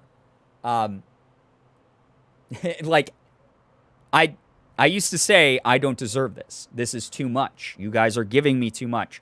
Why are you doing this? I don't make good enough content for you to gift subs or anything like that. I'm working really hard at that, and I hope people see the difference and everything like that. So, yeah. Thank you for helping me. Selfish child bought themselves Pokemon cards instead of saving for college. I mean, more than you go through a lot to make sure your community... I read this with the wrong inflection. Professional voice actor, by the way. I mean, more that you go through a lot to make sure your community is a safe place free of homophobia, racism, and toxic, hurtful place. A bad person wouldn't care even a little, but I am also an old person. Don't worry. Not that I would trust you with my life or even my darkest secrets. Well, yeah, I mean, when you make that distinction, I do try to do that. Absolutely. I do try to make people feel welcome. I try to make sure that people are watching out, not only for the interests of, the community, but like the interests, like their own interests. Like, I hope you guys know, like, your safety here, you feeling comfortable, is very important to me. As a kid who grew up like facing a lot of bullying and feeling othered all the time, I do not want people to feel that way when they come here. I don't want people to show up and go, oh, wow, the vibes are kind of off. He's making weird jokes about like people from, this other part of the world, or he's like, making this comment about like people of a certain like gender or sexual identity. First of all, being a decent human is like the bottom line. It's the easiest fucking thing to do in the world. It is not something that should ever be praised because it is so simple to just be kind to others. And at the very least, if you can't be kind in your brain, don't fucking say it out loud and make someone else's day worse just because you're an insecure weirdo who can't deal with someone else being happy. Like that shit is very easy. But at the same time, we know from the internet that is something that runs rampant across the internet. People being bigots and horrible to each other. And I don't want anyone to ever get the impression that that's something I would tolerate in any sort of way. I hope that's been very clear through my actions and my words and my sentiment. Obviously, everyone online is going to perceive me the way they want to perceive me. So if that's not the way I come across, not much I can do about that, but I'm trying my hardest. I'm trying my hardest to learn, to grow, to be as accepting, as supportive, and as just chill as I can be. You guys are helping a lot with that, so thank you. Why not? Thank you for the gifted sub to Star Squid. That's so nice of you. Thank you very, very much. That is super, super nice of you. Thank you for your generosity. Thanks for making Star Squid a sub, having access to the emotes and the sub badge again. Thank you to both of you for sticking around for as long as you have.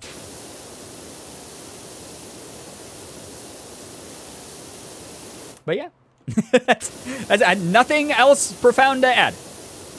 This is me just rambling about whatever. Thanks for being here. Like, seriously, thank you again. So, do I have other nozzles? I keep looking at this thing, and I feel like I should have more than the 15-25-0 and the 40. Do I not? I don't know. Oh, wait, I should check the shop. Why am I trying to, like, remember, like, I'm just going to try to remember off the top of my head if I have the other nozzles. Tonight's been a night, guys.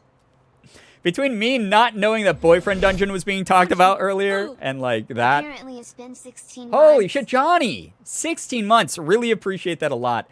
I have to say this. Thank you so much for all the support that you've given to this community. It really means a lot. It's made a world of difference, humongous difference. I still remember like the first, I think it was during like the St. Jude streams or something, or like right before them when you rolled into the community. Like I still remember the early days of you being a part of this community. I really appreciate you hanging out with us and spreading good vibes and just being a really, really wonderful person. I'm just going to scroll up super quick. I saw a message from Pinky Ruth. It says, I used to watch you about 4 years ago, but sadly things came up and I got busy and couldn't watch. I'm so glad that I found you again and to see that you haven't changed. You're a true light. That's really nice of you to say. This is me not like trying to like, well, actually you or anything like that. I do feel like I have changed quite a bit. But I think the change has been mainly positive. It's been me becoming more secure with who I am. It's been me figuring out the things that I am willing to stand up for loudly and what sacrifices I'm willing to make, because this might surprise some people, but in the good year of 2021, there are still brands that get turned off by people sticking up for like other people's rights and shit like that. It's really weird. Business is stupid. It ruins everything. It's been a lot of me figuring out who I am specifically, though, and being proud of who I am. And hoping that I can spread that energy and that message and that idea and that feeling to other people out there. But I'm really happy to know that you see me in a positive light still. It's so nice. Like, seriously, thank you for... That's crazy. I talk about this all the time.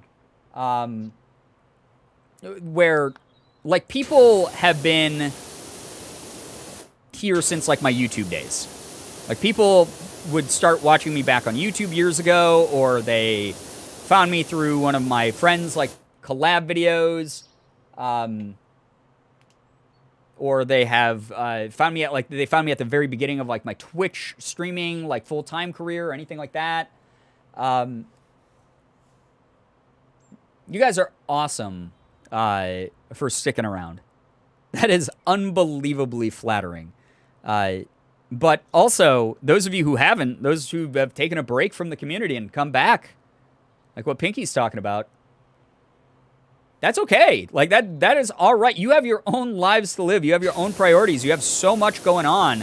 Like we were just talking about, being an adult is hard. There's a lot of shit you got to deal with, a lot of stuff you got to do and attend to. And if you're taking a break away from watching streams or some other silly hobby that you used to be able to make time for, if you've made that judgment call of like, hey, I'd like to do this thing still, but I don't have like, you know, as much time to do it, or like I will have time later, so I'll come back to this later. There's nothing wrong with that. I hope you never feel bad about that or anything. I hope the stuff you attended to went well also, and I just want you to know it's very flattering you even came back at all. Yo, okay, whoa, what's going on here? I just looked over at chat. Hello? Lesbians? Okay, first of all, Cammy, thank you for the 11-month resub. Almost a full year. Thank you so much for sticking around. Johnny, that is really, really nice. Thank you very much. Thank you very, very, very, very, very, very, very, very much. That is unbelievably generous. You have done so much over the course of this channel, but also this month alone has been staggering. Thank you very, very much. Oh my gosh. Thank you very, very, very much. Thank you.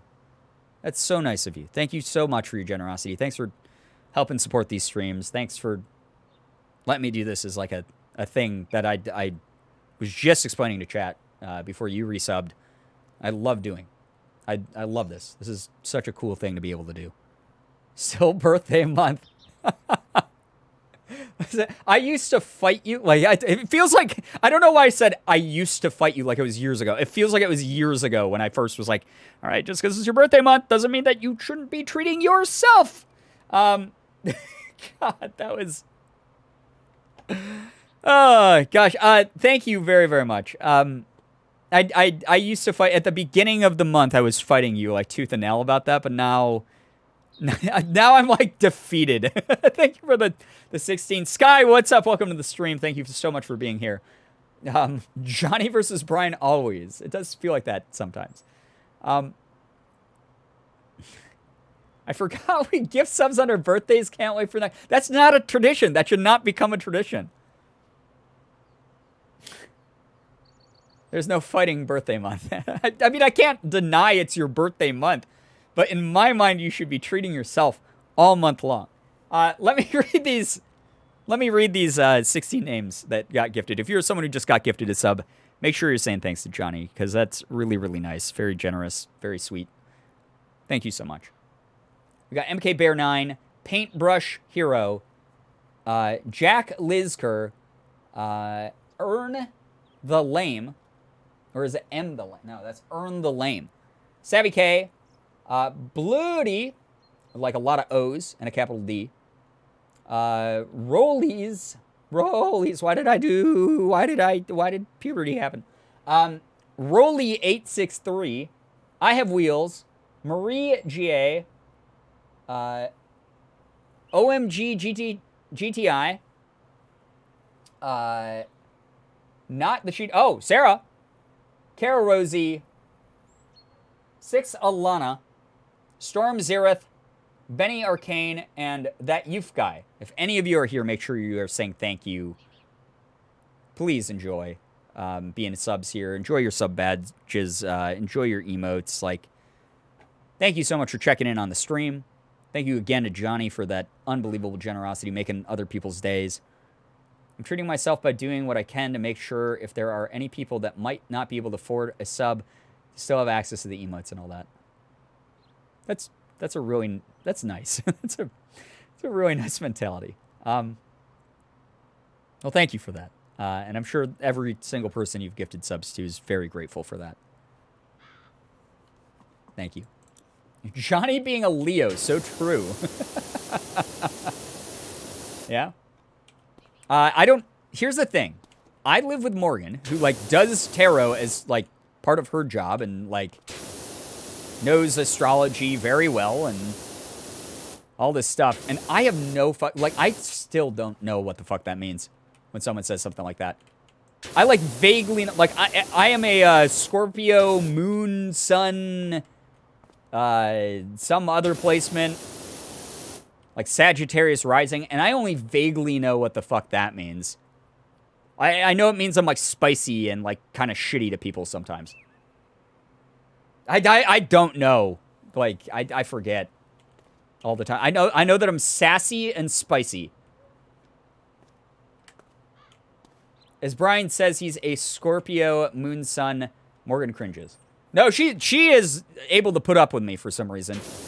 She's she's been here long enough. She's adapted. She's very aware. I don't remember any of it, though. I do not have the fucking brain to remember all this stuff. The fact that Morgan can, like, list this shit off the top of her head a lot of times, I have no fucking clue. You're funny. That's the reason that she's put up with me. She's, just like she said in chat, you're funny. I make her laugh. It's the only reason I'm allowed to stick around. When Morgan said you were a Scorpio moon, it all made sense. What art are you creating in the game, Brian? I got this. Amogus is a pretty big game right now. I don't know if you've ever checked it out, or even heard of it. Pretty big game. And this is art that Jenna said to draw PP on the side of this. So I made this. So I thought that was pretty good. And I meant that you're funny because you were like, I don't know this stuff, but you're also very funny. Where my sussy box is in chat at? No. I don't remember. Like, I have a brain that is used for memorizing, like, Pokemon. I can, like, recite every line in Finding Nemo or, like, the movie Scott Pilgrim. I do not have a brain for, like, this category. This category means that this thing is like a general truth about you sometimes. I have no fucking clue. I have no idea. I don't know how to keep that stuff inside my head.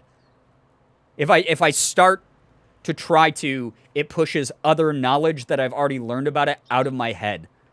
Like there's a limited amount of space and it's like overflowing.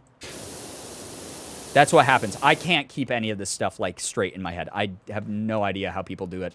I'm constantly impressed by Morgan's like unbelievable amount of like knowledge in this stuff. Is there a channel Discord? Yes, we do have a Discord. We have a Reddit as well. We're gonna do another Reddit. Well, not another. We're gonna do a Reddit stream at some point where I go through and laugh at memes that people have made or things that people have clipped or edits that people have made or fan art that people have made. I'm gonna like go and like roast people's bad memes or laugh at them very loudly or like fawn over fan art that's been made. Feel free to drop by the Reddit. We have a community Reddit. Add lots of stuff to it so that I can react to it in like a month or two or something whenever I get around to it. I think it would be very cool. But yeah. I don't know astrology like at all. Morgan will be like, "Oh, I just found out like this person's chart. Haha, that's so funny that it actually matches up with like this aspect of their personality." And I'll go, I don't fucking know what that means. She'll be like, "Oh, it's so funny that so-and-so is like Cancer Moon." And I'll go, I don't know what that means. I have no fucking idea. You don't need to know, I know for you. Yeah, exactly. Morgan keeps it all straight for me. It's very good. So, fun fact, my first real joke the community picked up on was doing the book club joke. Telling people to use code Brian for 75% off on the book. God, the book club meme during the Tomb Raider playthrough. I don't think that, okay, so, like, we have memes here, and, like, people do, like, haha, donate to Brian, haha, and, the meme, I guess, is just, you've made me flustered. That's, like, the meme. But we've never done, there's never been a meme that has made me more money than the book club meme. And I did not make it. That was chat being absolutely chaotic gremlins. And that stream, when the book club meme was going on, I made so much fucking money in trolley meme donations that back when I was allowed to say, no, you didn't have to do that, stop it. I think I screamed that more than I've ever done in like a single stream. I've never had a meme make me money. That was insane, except for like that edutainment meme, like on my merch. Like absolutely not. That was out of left field and out of pocket, honestly. It's very, very, very goofy. Sky, I saw your message. Rise of the Tomb Raider stream when? Hopefully soon. I installed it a long time ago, and I was like, can't wait to play this because I enjoyed the first one so much. We'll do it sometime before the end of the year, promise. I look forward to it because I really liked the first game. Type code SussyBaka for 20% off of a sub to Brian's fan house. No, that's false advertising. That's not real. Oh God. I do have a fan house. If people want to check out bonus, very spicy Catgirl cosplay pics that Morgan helped me take. Probably the most the most pandery pictures I've ever taken in my entire life. I feel a little bit weird about them, but at the same time, like, I've had so many friends and like Morgan encouraging me, and they're all like, you have to do it, you have to do it. So I did it. Those are up on the fan house. If you want to sub there, it's $4.20 for no specific reason at all. Just a fun number I decided to pick at random. But that is available. It also has tons of bonus pictures of Sig. It's got me talking about energy drinks that I've been trying out recently. It's got me doing like mini comic reviews of series I've read. And day-to-day stuff, like a lot of day-to-day spam. Thank you so much, chickens, for the sussy baka chickens. Thank you for the $5. That's really nice of you. That's so, so kind. Thank you. I appreciate your support. But, yeah, Fan House is fun. It's kind of cool because, like, obviously I have the alt Twitter, but I sort of, like, I make memes there and I rant about shit that, like, still tangentially sort of deals with, like, my public-facing persona, I guess. Because here's a secret, guys. It does not matter how relatable, how hashtag relatable, how honest and open someone is online. They're still only showing you a part of their personality because, especially if it's like business. What is going on? First rule about book club: we use code Brian to obtain books for low prices. Also, sub to Fan House. God. Use our primes, cop some merch, become a sussy baka. Become a sussy, not the sussy baka. God, Brookie, thank you for the $13.37. It's really nice of you. Very, very nice. Very generous. I'm going to emphasize the word generous. Very generous. Very, very generous. Thank you, Brookie. Yeah, anyone who's been buying my merch, by the way, thank you so much. We are literally almost sold out of the new drop. And I got sent some totals today. The Pride shirts that I made, the Forever Proud shirts that every single donation or every single purchase of one of the Forever Proud shirts, if you guys don't know this, the white or the black one, 50% of the proceeds for as long as those shirts are up, well after Pride Month, we're keeping it rolling. 50% of those go towards the Trevor Project to help at-risk I almost said RGB youth. If you're gay, you glow now, by the way. And you change colors. You're the streamer light backgrounds. It helps the Trevor Project, which is an organization that, fuck yeah, it's a great day to be gay. Yeah, new gay just dropped, by the way.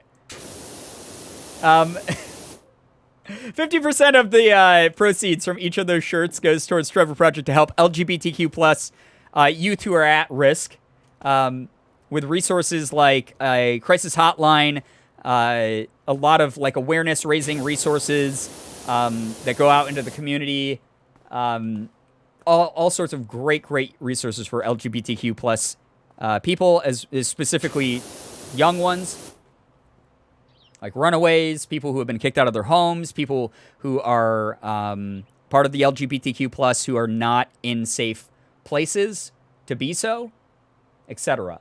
We have raised, through the t-shirts alone, hundreds of dollars towards Trevor Project already through those shirts. So it's pretty fucking cool. You guys are awesome for that. Things are almost sold out. I will give the heads up on that again, warning, to anyone who's trying to get in on the first drop. But I think with the rate that things are going, we should do a restock. Just make sure that you are signing up for the restock updates so that Second City knows what size they need to restock, and also knows that people just want more of the new merch. Make sure you're going over to that site and hitting the sign up button. Even if your size isn't sold out, if you're someone who like can't afford the merch right now, totally understandable. You know, the economy's sort of just coming back a bit, and jobs are kind of just coming back a bit for people, and things are still very, very weird in the country. Totally understandable if you can't afford it right now. It's an optional thing. It's a silly optional thing. Please do not feel pressured to buy merch ever.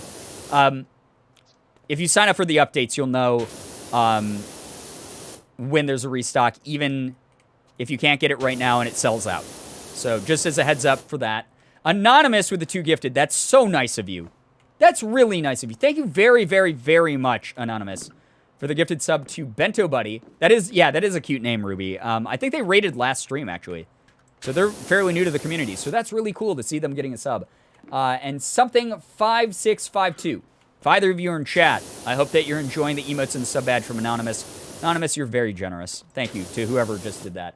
Also, Hazardak, thanks for the bits. Are you thinking of making a t-shirt or tank top version of the late night chat shirts? Not the biggest fan of long sleeve tees. Not currently. There's no plans for that, but maybe if it continues to sell out, maybe we'll do design variations, because the whole thing about my drops are they are sort of not exclusive, but I like the whole idea that the merch line is very streamlined, so there's normally only one or two variations of each item that you can get, of each design that you can get, so each item's very unique in that sense. You didn't notice PP until now? Yeah, Jenna said draw a PP on this, which is called a fun box. So I did this shape first, and she thought it was the tip of PP, and it was just the tip of the PP. See? I wrote PP. Jenna brain's so huge. PP check. But thank you. I did make the merch this time around across the board $30. I've talked about this before, but I know not everyone was here for it. I made everything $30 this drop, because I wanted to make sure that, we didn't compromise quality on anything. $30 is about the cutoff where you start seeing a pretty massive dip in the quality on some of the materials. I wanted to make sure it was the best quality possible while still being pretty obtainable. It's a very accessible price point compared to a lot of other merch that's out there that's not throwing shade at anyone. Because again, materials, printing, shipping, it all costs a shit ton when you're doing merch lines. But $30 is very, very, very perfect balance of quality, and what people were implying was a good, especially from the previous merch drop, implying was a good cutoff price point. So I'm hoping all future drops were able to hit 30 again. And yeah, I'm kind of happy I got to make every item $30. That said, hoodies are probably still gonna end up being $40 or something like that, because just hoodies are just a lot more money to make, use a lot more material, etc. But we'll see what I can do along that front as well, because hoodies are a comfort item for me. I love how comfortable hoodies are. I love how fluffy and soft they can be. The hoodies from the first drop are so fucking nice. You guys can still buy some if you want them. Just hit the past collections tab on the merch page, and you can buy any of my old. We got so much fucking air there, dude. We actually skate parked. Boom! Did you see that trick, chat? Whoa! It's groovy. That's not what any skateboarder ever says.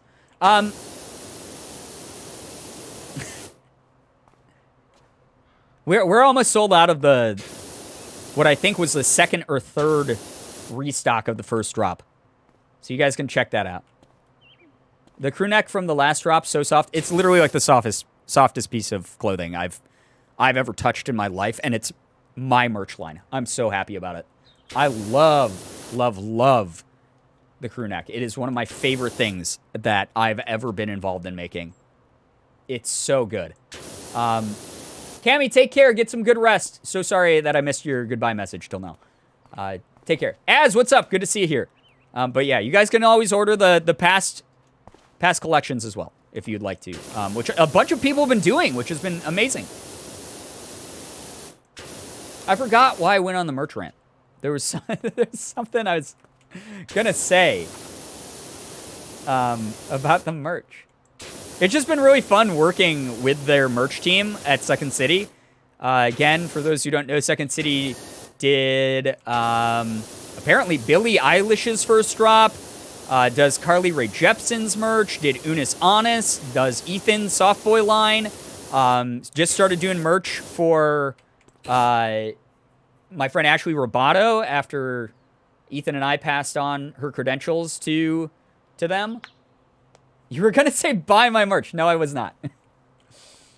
How much air could you get jumping from the top of the melon arch? Oh, we're about to find out, Baby Spell. But they make really quality shit. They make really quality shit. Oh, my God. I have low sensitivity on my mouse, so that was the most awkward 360. Physically impossible. Right there. Oops, got the late night chat shirt. Worst case, I can have the sleeves altered. Oh, my God. Well, Hazarak, thank you so much for buying that. I think that means that there's like 3 of them left or something. I don't know. Thank you so much. I mean, it's your clothing when you buy it. Like, I'm not going to be offended if I, like, go to, like, a convention and someone's taken one of my shirts and cut a shit ton of holes in it and cut the sleeves off and stuff. It's your merch to do what you want with. It's just supposed to be, like, a cool thing to, like, show people you're part of our community and so you can show, like, your pride at being part of the community. That's really generous of you. Very nice of you. I love the late night gang chat design. I think that is my favorite one from this drop. It's between that and the one with the flowers on it. Oh my God, I love both of those so much. Haru, hello, hi, welcome to the stream. Late night gang crop top, so true. Oh, what I was trying to say is Unis Honest. I mean, Unis Honest made really quality merch, but Second City Prince makes really quality merch. The reason that Unis Honest's merch was so good was because Second City made it. And working with them has been a dream come true. They are such a nice, amazing team. They're so good. They listen to exactly what I want in my merch. And besides, like, the one little issue, the misprint that they had with the Korean on the logo Girbeagly tee during the first drop, which they promptly replaced without charging anyone anything extra for the corrected alignment of the font. Like, besides that, they've been nothing but perfect. They sent me a free shirt because of the misprint. Yes! Yeah, they sent everyone who got a misprint shirt a free shirt, which is so fucking cool. Like, unbelievably cool. Like, what the hell, dude? Like, they ate the cost of that. Like, granted, yeah, they made the original mistake, so, like, from a customer service standpoint, it's like, yeah, they should make it right. But they didn't even put up a stink about it. I messaged them about it, and I was like, hey, if you need this to come out of my pocket, or, like, some, like, us going halvesies on this or something, like, just to make this right, because I don't feel right about having my community having, like, the misprint only when they paid good money for, like, this, then please let me know. And they were like, no, we'll take care of all of it. So, yeah, you didn't even have to apply or email them. Right, yeah, that was the whole point, was they did it automatically. So, it was really, really cool to work with them during the first drop, and that put so much of my faith in them. And I was worried. I was like, I didn't sell enough for them to, like, want them to work with me again. And they were like, dude, you, like, fucking sold out a drop twice. What are you talking about? Yeah, we want to do a summer drop. We're pressuring you to do a summer drop with us. They're a huge part of the reason that we have the summer drop. They were like, bro, do it. Make it. We want to see it. So that is why we have those new summer designs. So I hope that, like, people really, really, really enjoy the new stuff. Honestly, it's super crazy that I'm on a merch label, merch company that not only did Unis Honest's merch and does, like, one of my best friend's merch, like, the Softboy line is unbelievably successful, but like, Carly Rae Jepsen? Like, I just met you. This is crazy. So here's my number. Call me, maybe. Like, they do Carly Rae Jepsen's merch? That's fucking iconic, dude. They did like Billy Cyrus, not Billy Cyrus. No achy breaky heart. Billy Morgan and I have been watching way too much Hannah Montana recently. Billie Eilish's first merch drop, and currently Phineas's merch. The next confirmed sub goal is at 2,000, I'm pretty sure. Yeah, that's the next one that I have confirmed, but again, it's not a race to get there. And I will be, I don't know, I'll make like a sub goal for like another number in between those so that it's not like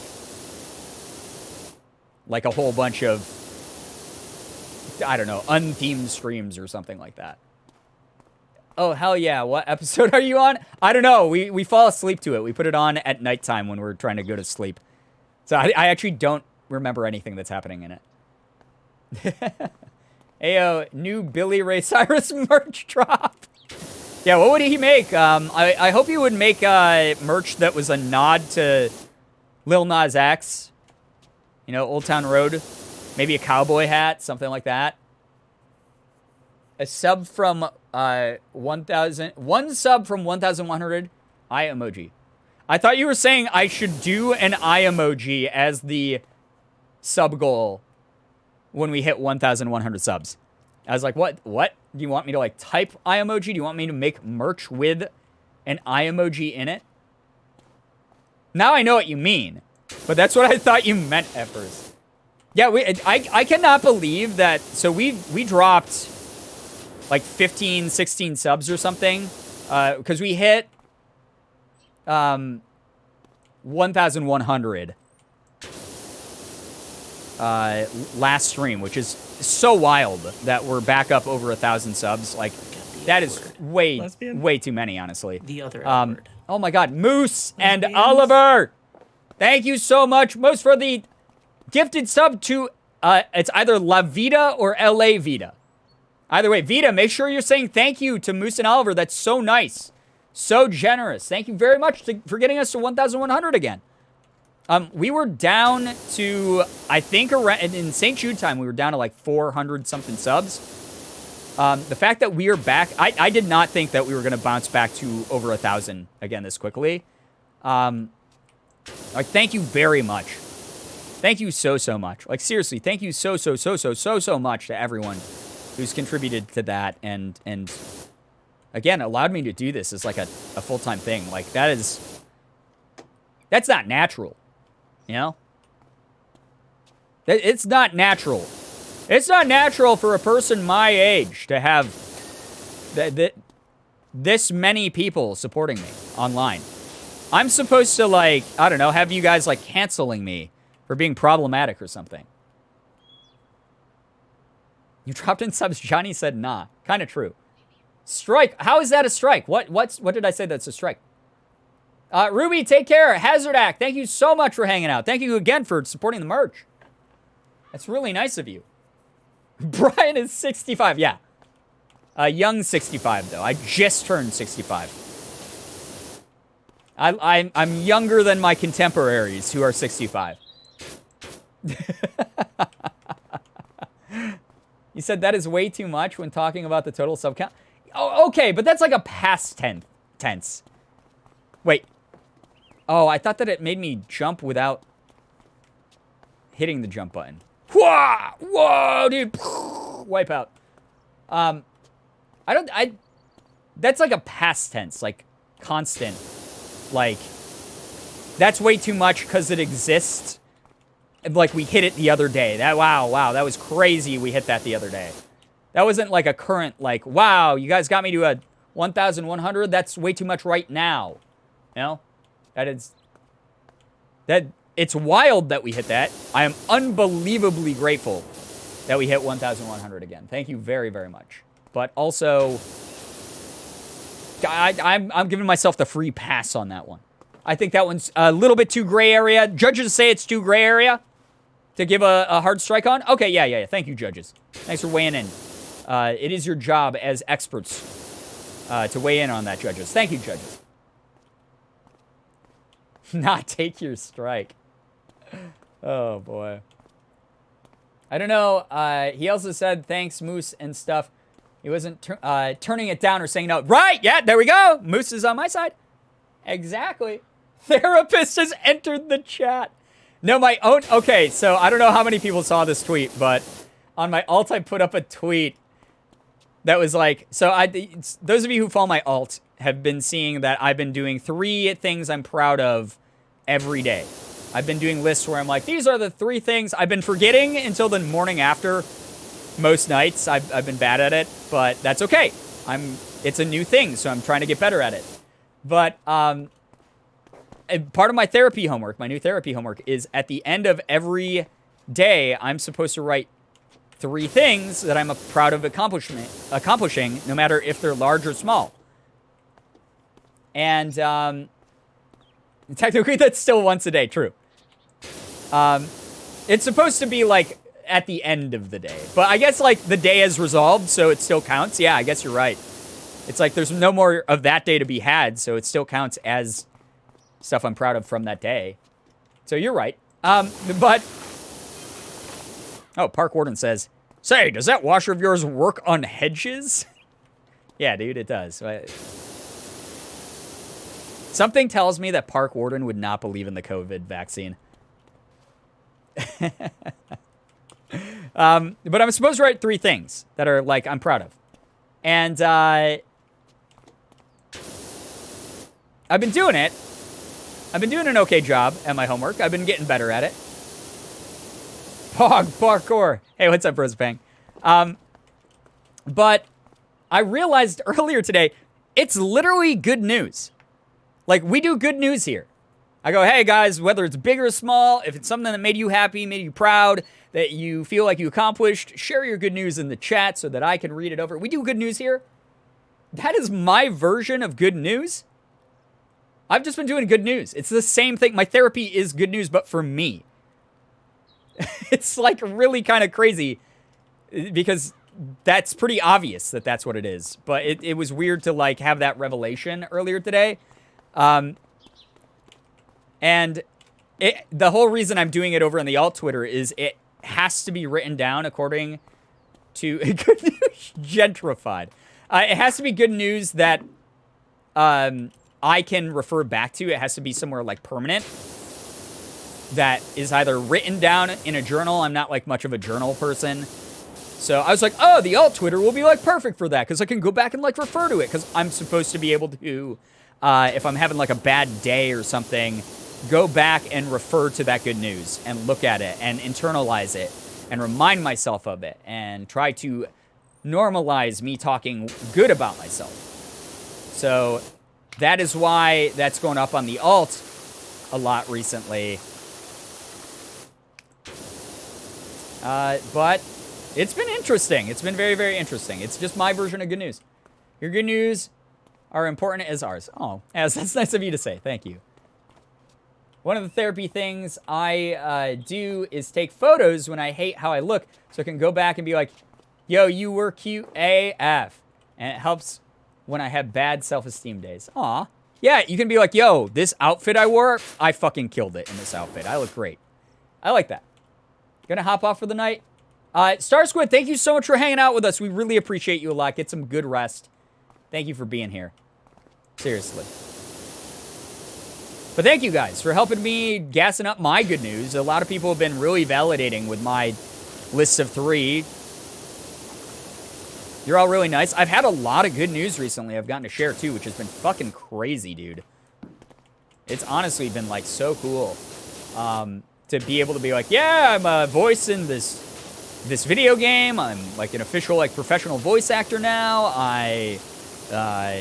You know, the merch is almost sold out. Like a bunch of people are going to my fan house and subbing there to see my like sort of behind the scenes posts and stuff that are like just my day-to-day spam. Oh yeah, that is a point from like an hour ago that I was trying to finish is for those of you who don't know what Fan House it's like a new social media thing. It's basically like a Twitter, but it's like a little bit more intimate. The app is not like super well developed yet. They're working on that. I'm so sorry to anyone who's on it and is like, oh my God, the app sucks. It's not great yet, but it is getting there. They're trying their best. They're doing a really good job of trying their best. It's supposed to be a safe for work website that's like an alternative to Twitter, where people can like put up like, it's a safe for work OnlyFans. Yeah, it's basically a safe for work OnlyFans. So like, women can like put up, or like femme presenting people can put up cosplay that's like a little saucy, a little bit lewd, but not like full on nudity. And also to be like super like spammy, like private stuff that you like doesn't really fit with your brand. So like my alt Twitter, like I was saying, I go off on rants all the time. I talk about like how trolls suck. I talk about like being excited about projects that I'm doing. I talk about stuff like that, but it all sort of still feeds back in to my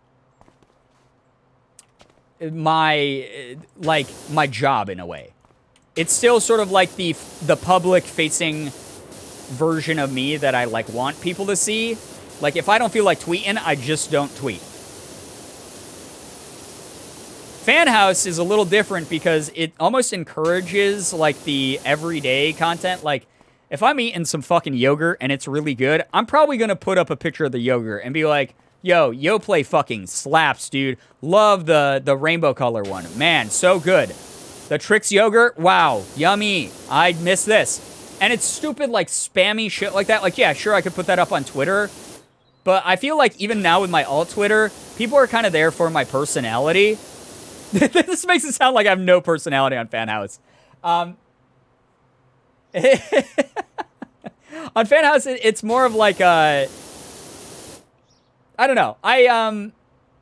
It's like one of those things where I feel like a little bit less bad about like, hey, here's me just showing off like some of my Pokemon cards that are my favorite, or like here's me opening Yu-Gi-Oh cards for fun, or like here is like a picture of like my comic collection, or here's really spicy cat girl cosplay. By the way, for those of you who are subs already, another set is about to drop, and probably sometime tomorrow. Probably the Monday set is probably going up. A more slightly saucier, more ooh-ee-girly cat girl cosplay. So, you need a Fan House command? I mean, maybe. I don't know. It's one of those things, like, I've been promoting a lot, but also, like, I don't... It is sub-only, so it's one of those things, like, I don't know if I'm gonna ever promote it as aggressively as I, like, promote, like, hey, if you got Twitch Prime, use that, because that's already built into the cost that you pay. But if you do want that sort of extra, like, insider look of, like, what I'm up to, like, when I'm going on, like, a hike at the park, like, yeah, I put up, like, pictures of me on Instagram of, like, Morgan and I, like, out in the woods or something. But, like, if you want to see, like, a little bit more of the trail or something, like, that's where I'm going to be spamming that feed a lot. Like, stuff where, like, it wouldn't make sense to, like, spam Instagram with that. Like, it would still be, like, a little bit too much, a little bit too extra of spam over on, like, the alt Twitter even. The alt Twitter is great, though, because I sort of get to pop off, and it's me, it's my personality, it's me completely just ranting and raving and, like, talking about video games or whatever the way I want to. And it's been such a nice, like, game changer to have the alt, because I will just start talking about fucking whatever, set my phone down, go, it's social media, I don't give a shit about, like, how many people like this tweet. I don't care if a bunch of people would retweet this or interact with it. Like, the alt Twitter's just there for me. Like, it's like my vent space. It's me saying a bunch of goofy shit. It's me, like, making bad, like, one-liner jokes and puns. It is literally just a place where I go, you know what? Why do I care how many likes are on this? It's social media. Who the fuck cares? That's not real life. What's real life is that I shared my message. I popped off about my thoughts on, like, people who are trolls, or, like, I popped off about, like, you know, like, trans rights being, like, a thing everyone should accept, or, like, I popped off about this, like, thing I'm super, not popped off about, but, like, talked about, like, being nervous about this, like, upcoming voice acting gig I got. I love that. I like that a lot. No, it's still better when you choose violence against people mean to your mods/friends. I love grabbing popcorn and just grinning. I'm glad people like when I go off. I've been very much living by the philosophy of do no harm, but take no shit. Where I am, like, I am such a fan of, like, not being as angry as I was in my 20s, now as a 30-plus-year-old. I like to just chill. If I can find peace for the day, I am so fucking happy. If I do not have a terrible, terrible interaction with someone online, that is the best fucking day of the week. That is where I'm at in life. Like, I would much rather just vibe, dude. I used to want to fight every fucking troll in my 20s, and I don't want to fucking do that anymore. That said, if someone says something really shitty, or they just catch me in, like, the wrong fucking mood, if someone just has, like, a bad life philosophy, and they're in my mentions, this is the difference. Is back in the day, I would go to other people's tweets and be like, hey, you're a fucking shithead for having this bad take. You suck. And I'd be mad. And I'd just be angry. And this was even, like, sometimes last year I was doing this shit. I didn't like that person because I was, like, never finding peace. There was always, like, another war to fight that I was, like, angry about.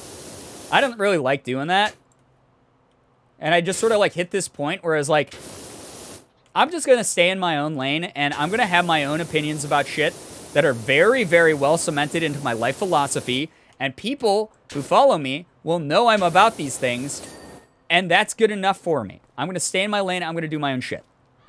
But when people come and try to disrupt that peace, or people come and attack my friends, or people come and attack someone I care about, that's when you whip out the whooping stick. And that is when you put those people in their place, and you remind them, hey, listen, I see you saying me words. I see you saying that opinion I had is a bad opinion because you think I suck for whatever reason, even though you don't really fucking know me. Or you don't agree with, like, human rights for some reason because you're a creep. Or you think this, like, other creator I promoted is shitty. Even though they're a nice person, just because you don't like that they're, like, you know, pro-choice or something. I'm going to go off on people for that. I'm going to remind them, hey, I'm so sorry you don't have someone who has ever hugged you in your life.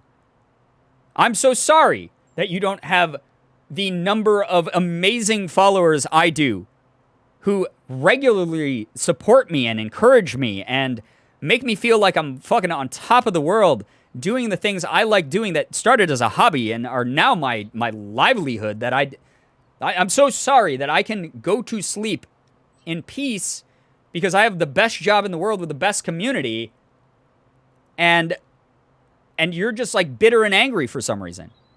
You don't know how to, like, reroute your like, energy to something more productive.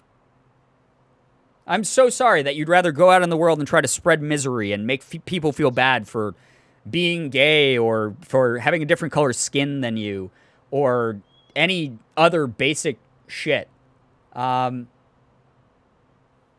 It's really, really crappy that there are people like that, and there are always going to be people like that. But, like, when people step out of their lane and are trying to disrupt the peace when I'm minding my own business over on my Twitter, and I'm not saying people shouldn't challenge my viewpoint. If I have, like, a viewpoint that can be challenged in a way that is not disrespectful and shitty, or if I've said something that's, like, you know, unintentionally crappy or confusing or uncomfy, I want people to, yeah, seek out clarification or ask me about it or whatever, and we can discuss it. That's fine. But, right, exactly, Firefly, is talk shit, get hit. When people come into my space and are being buttheads, you know, I'm gonna do no harm to those around me, the people who are following me, but I'm gonna take no shit from them. Good guy, As, thank you very much. I appreciate that. I think that's a sliding scale. I'm trying to feel like I'm an okay person. I think overall I'm doing my best to be a nice person. I have my moments where I definitely get a bit unhinged or self-righteous or like fucking whatever.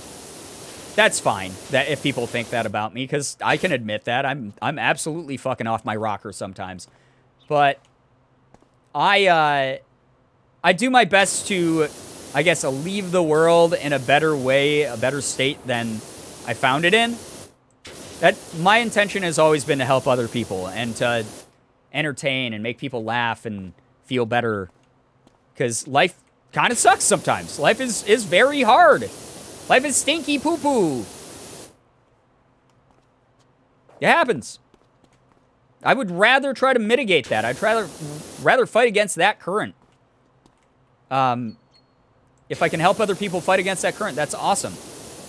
Then be a jerk who goes out and hurts others. As, thank you for the 100 bits, by the way. That was really, really generous. And a lot of you guys do that too. So here's like the thing. Like, yeah, I've had people like, I'll insult like a troll. And I'll be like, I'm so sorry you've never had someone who believed in you in your life. And I've had like people like DM me or something and be like, hey, I don't like when you say that kind of thing. Because like I don't have supportive parents or something like that. I go, yo, that's totally fucking valid. But I want you to know that you, by virtue of you like following me and being a part of this community and engaging in the sort of positive rhetoric that we have, I'm here telling you right now, I support the fuck out of you. You have way more supporters in your life than that nasty, yucky, stinky, poopy troll. You have way more people who believe in you, even if it's by one. If I am that person, if I'm the only person that believes in you, you guys being here, wanting to be a part of an experience that I built that is dedicated to positivity and trying to raise awareness for things and trying to be our best and trying to remind each other it's okay to fuck up every now and then because we're all just walking through life completely confused and drunk all the time. Like, if you're willingly a part of that and you don't have like a big problem of being part of this collective experience, you are someone who I support. Even if I don't say that out loud all the time for you to hear. Trust me, I'm a words of affirmation person. I thrive on compliments. Even when I'm like, I don't deserve them, they make me go whoosh, you know? I get it. It would be nice if I said this a lot more, so I'm going to try to. I know you guys can't see me looking into the camera right now, but the force of habit. I fucking believe in you. I believe in every single one of you. You are full of limitless potential. Your journey isn't even close to over yet. There's still so much time to do so much. And you're on your way there. And you might not have a goal right now, but somewhere along the road that you're walking on, even without a direction, you're going to come across one. And when you find it and you share that with us and you express it, that it's, hey, I found my purpose, I found my thing, I want to tell the community about it, we're all going to be here rooting you on. You're awesome. And we believe in you. And now back to cleaning. But that's the difference between me telling someone who sucks, hey, so sorry you got no one who's encouraged you in your life, and someone here who feels alone because the people that should be encouraging them don't. You already got the people encouraging you. This community is here to root for every single one of you. Yeah, absolutely. I thought he said someone who's sus. Oh my god. We believe in you. Whoosh. Yeah. Yes. We all believe in you. You're great. You're awesome. You're going to nail that interview. You're going to get that promotion. You're going to ace that test. You're going to have your first viral video on TikTok. You're going to do something that we are going to be so fucking proud of you for. Or you're going to get a C on that test that you thought you were going to fail. That's a fucking huge accomplishment. Whoa, look at you fucking go. You did way better than your own expectation for you. You got through a process, the fucking academic part of school that everyone's forced to go through that sucks balls and no one likes, but you still gritted your teeth and you got through it. You're awesome. You're fucking kick-ass. You're killing it, dude. You're doing great. We're proud of you. Seriously. Power wash away your sadness. Yes. You guys are awesome. Seriously. Also, whoever needs to hear this, you don't have to try harder to be worthy of love and happiness. You're already worthy. You will always be worthy, and you will never not be worthy, no matter how many bad things you think you've done. Exactly. Thank you so much, Moose, for sharing that. Like, that's such a nice message. I know a lot of people out there are like, hey, I did bad things in my past, so I'm undeserving of love. That's a huge part of my own mental hurdle. That's something I talked to my therapist about. Hey, I was kind of shitty to a bunch of people when I was growing up. I was kind of shitty to a bunch of people in my 20s. What the fuck do I do? How can I ever be redeemed? I don't deserve this happiness when I made someone else's life like a little bit worse, or inconvenience them in some kind of way.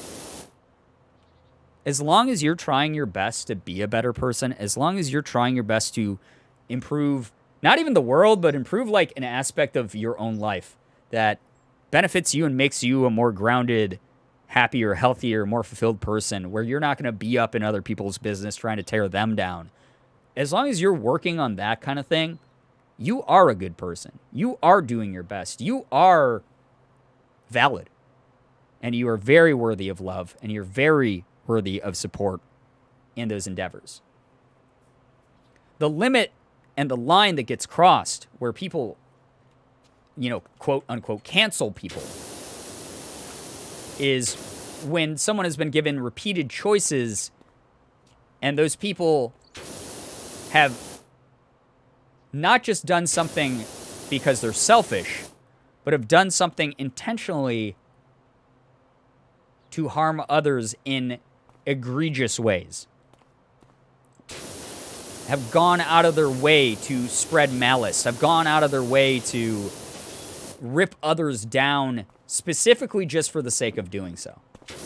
And when that's repeated, when that becomes an established habit, that's when you got to take a step back. But if someone's doing that and then they question and they go, oh my God, why do I do this? Why am I kind of fucked up right now? Why am I doing this really bad, nasty thing? Shit, I got to get better. You give them that chance to get better. You help them understand why they fucked up, how they fucked up, so that they can learn from that. You don't do that to hang over their head forever. You do that so that they can get better. And as long as they're trying their best, that's awesome.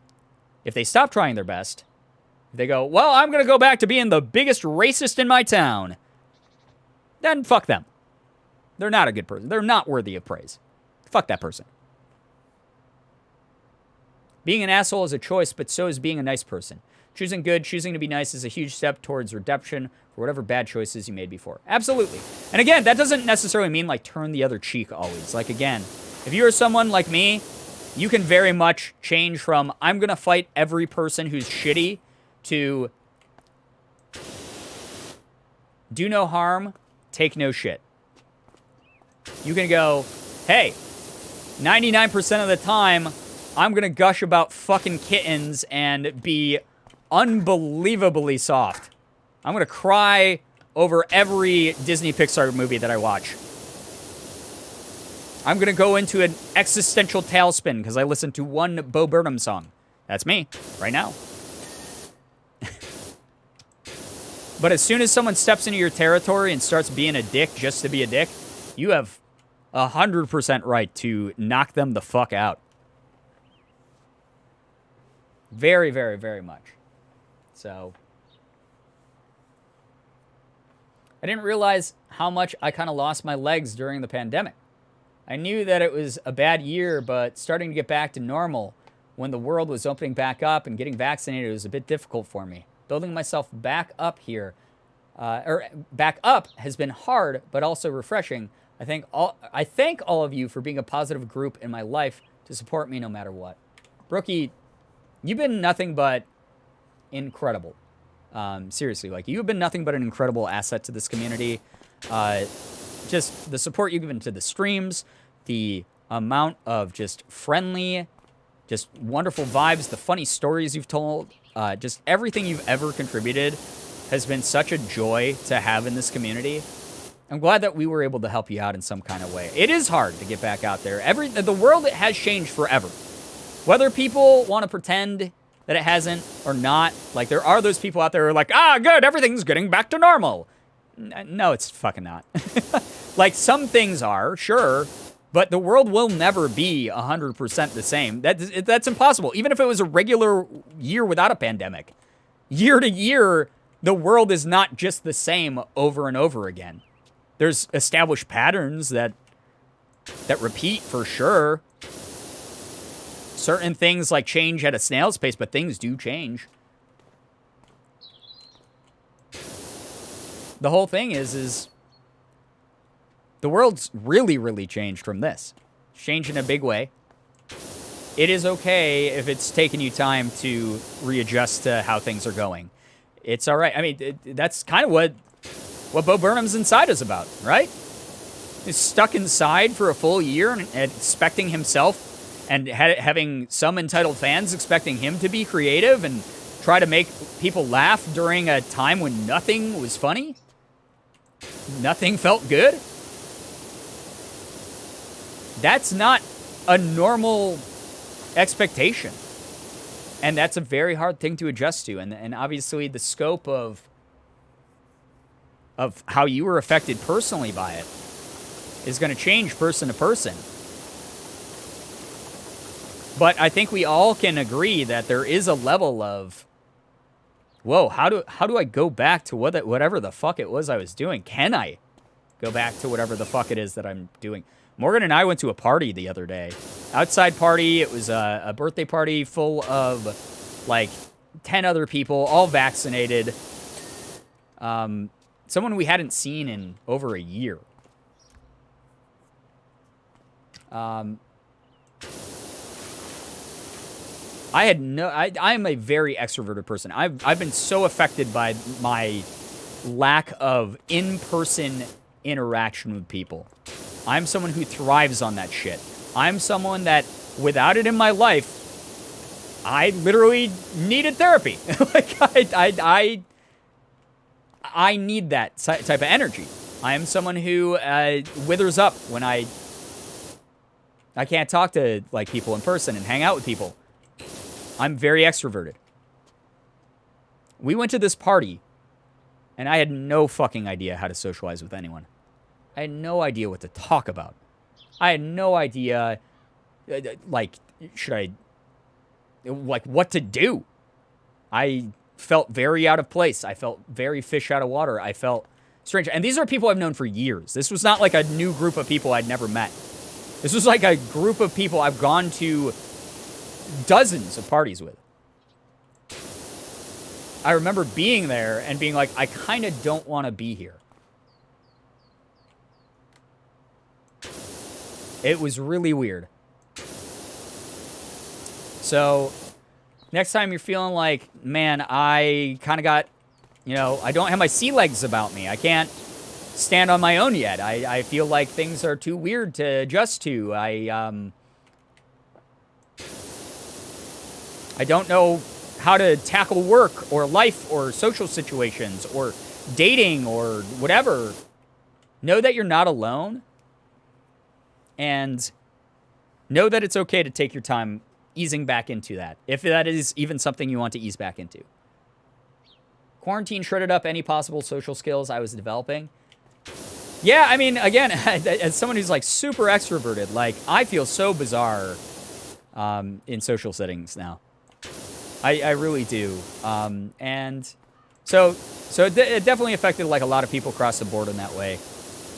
I hope that you can get those back. I hope that, because you deserve to have friends, you deserve to have social interaction. Again, though, if that is something that you even want in your life, Shira. Good news, went to an amusement park on Friday and a carnival game worker correctly guessed my pronouns randomly. Gender euphoria. Is that what they're doing instead of like guess the weight now? I mean, I guess it's kind of in the same vein of like kind of weird, but also neat. That's awesome that they guessed your pronouns correctly, though. Very, very cool. I haven't been to like a festival, carnival type thing like in a very, very long time. That's another thing I have not been at. I do want to go travel again sometime soon. But the problem is, fucking Ethan and I were talking earlier today. Because I was telling him that my brain is melted from just existential shit lately. And he was like, you got to come out and visit, man. Like, we got to see each other. We got to chill. Got to hang. And, sorry, I got to check something quick. Chat. Wow, holy shit. How are there this many people still watching the stream? Thank you for being here. Az, take care. Thank you so much for chilling with us. Thank you very, very much for hanging. Oh, okay, okay, Slap. Says, I like your outfit. You're just missing a they, them pronoun pin. Cute. And he was like, we got to get you out to LA. And I was like, dude, I really fucking want to come out. I don't know when. Because originally Morgan and I were going to go sometime like next month. But then there's a lot of, like, the Delta variant, like stories of the Delta variant kind of popping up in the LA area. And we were like, oh, let's wait it out and see. Like, let's not commit to that quite yet. Like, it's still potentially on the table, but we're not, like, super thrilled about the idea of going out of Rochester quite yet. And so, like, we're kind of planning, like, maybe September, who knows.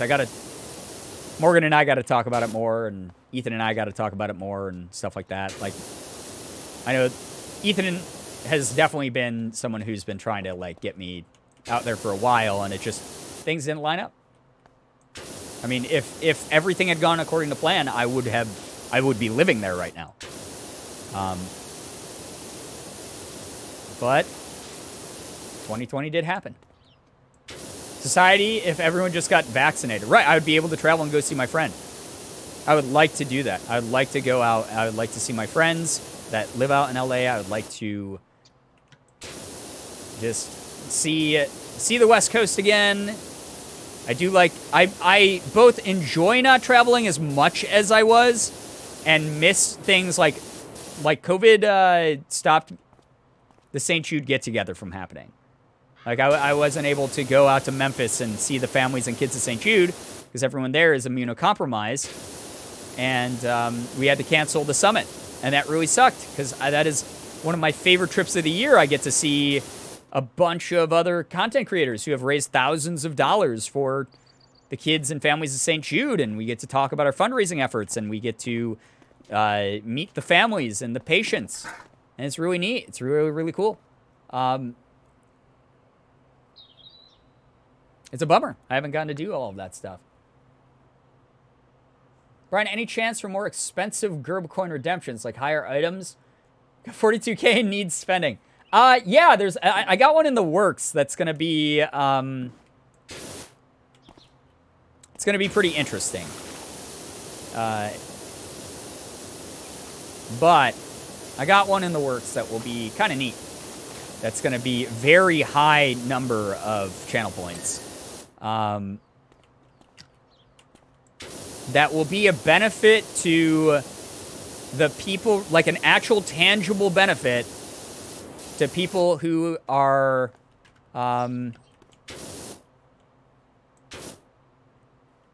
spending a lot of time in this community and maybe don't feel as included. I don't want to give this away because this is a surprise. But it will help people either treat themselves or treat someone else. Is all I'm going to say about it right now. But it is a tangible benefit related to the channel points. And it's a cool idea. I'm excited to do it because it is something that I can do. So I hope that people really like it whenever I activate it, which should be very soon. So Very, very excited for that.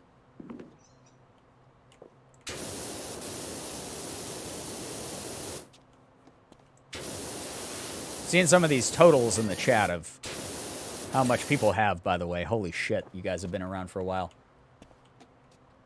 I'm gonna send you a handmade scarf that they knit for you. God, I have not knit in such a long time, and I really do want to get back into it, honestly. It seems like a fun hobby, honestly. Like, I have not knit in such a long time, but it seems like it would be a very good thing. I'm someone who, my ADHD makes me, like, pick at like, scabs and my nails and stuff like that, and it's really bad. It's just, like, ADHD tick type of thing. I feel like knitting would allow me to, like, do something with my fingers and my hands when I'm just, like, sitting on the couch and idling. So, yeah. At 200K, they're not called Wavos anymore. They're Girbeagly, Sky. Brian sends me one of his teeth. It sends one of his teeth to you. Oh, God. I only have so many. Yo, Moosh, what's up? Welcome to the stream. I hope you're doing well. Moosh is another person who I've been playing a lot of Final Fantasy 14 with. It's been pretty fun. Good way to just vibe with people that I like. Shira has tapeworm. Wait, what? I spaced out this whole conversation. I was texting Sky about tapeworms. What are we talking about? Apparently about you having tapeworms. But also, I was teasing something I'm not going to give away. Not really going to give any hints at. But there's going to be a new channel point reward on the channel that will have a very tangible benefit to people who have been around for a long time, enough to afford it, where they will be able to benefit from it directly, or they will be able to pass on the kindness to someone else and benefit someone else on the channel. And it's something that I'm just double checking a couple things logistically to make sure that this is something realistic I can do. But it's gonna be something that does have, like, legitimate benefit. It's a legitimate benefit for people who have been around for a while. It's gonna be pretty neat. I got a plushie tapeworm from the Giant Microbes brand.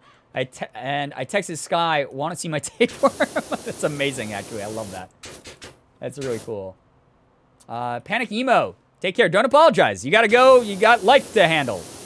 You're going to bed, or you're going to work, you're going to school, you're taking care of something, whatever it is. We don't mind. Have a good one. Thank you so much for dropping by. We appreciate it. Please don't apologize. Thanks for your time. Thanks for spending it here for a little bit.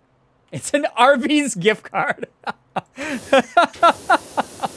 an Arby's gift card with a greetings card that says, "We have the meats." Just to continue that joke. That would be so fucking funny, though. That's really funny. Voucher to GerbCon. Yeah, the imaginary convention.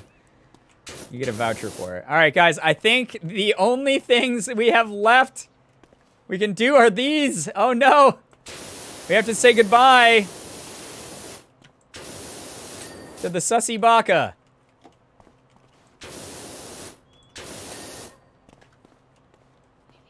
Gotta say goodbye to Amogus. We gotta say goodbye to PP. Brian calls you on Discord to tell about how they've been trying to reach you about your car's extended warranty.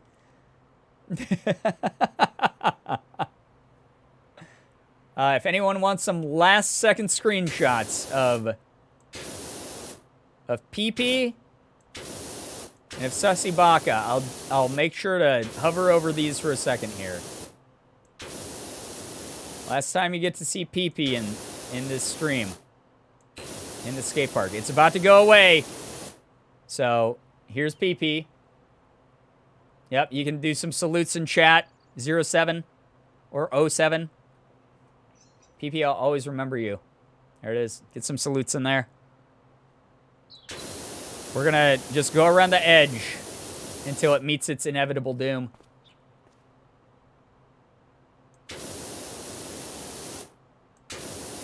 We're trying to allow it to stay as full and healthy as it... Okay. Sure, no, not, not that. Just like that, it's gone. Wait, what railing? It says there's a railing that is dirty still. Huh? Well, not that one. We'll do the railing first. We'll save the floor for the end. We'll save this boy for the end. Railing. Hello? Oh, this one. Ew. Oh, will this dirt get here? Sorry, not really. If that's not a very on-brand mod thing to write.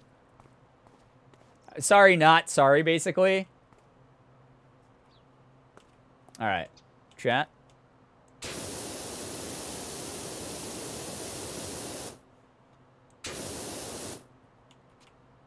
Anyone who wants to clip it or screenshot it? There it is. In all of its glory for you. All right, let's get it over this way, so... Yeah, there you go. Get some 07s in the chat. Some salutes. My sister looked over at stream and was like, hee hee, nice PP. Aw, it's gone. Plays taps. I already did a taps impression the other stream, otherwise I'd double down on that.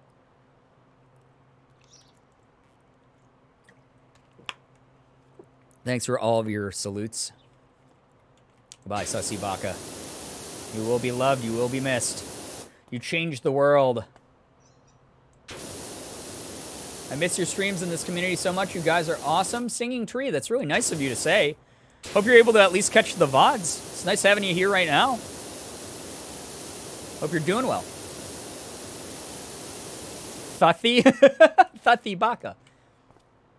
Goodbye, Sussiest Baka. See, what's going to happen is I'm going to erase all this. I'm not touching the amogus guy anymore.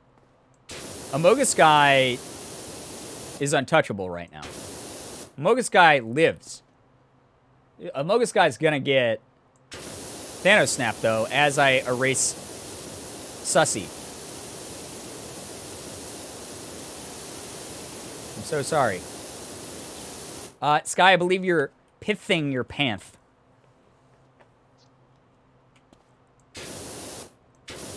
At least stay on brand. Amogus guy can D-word?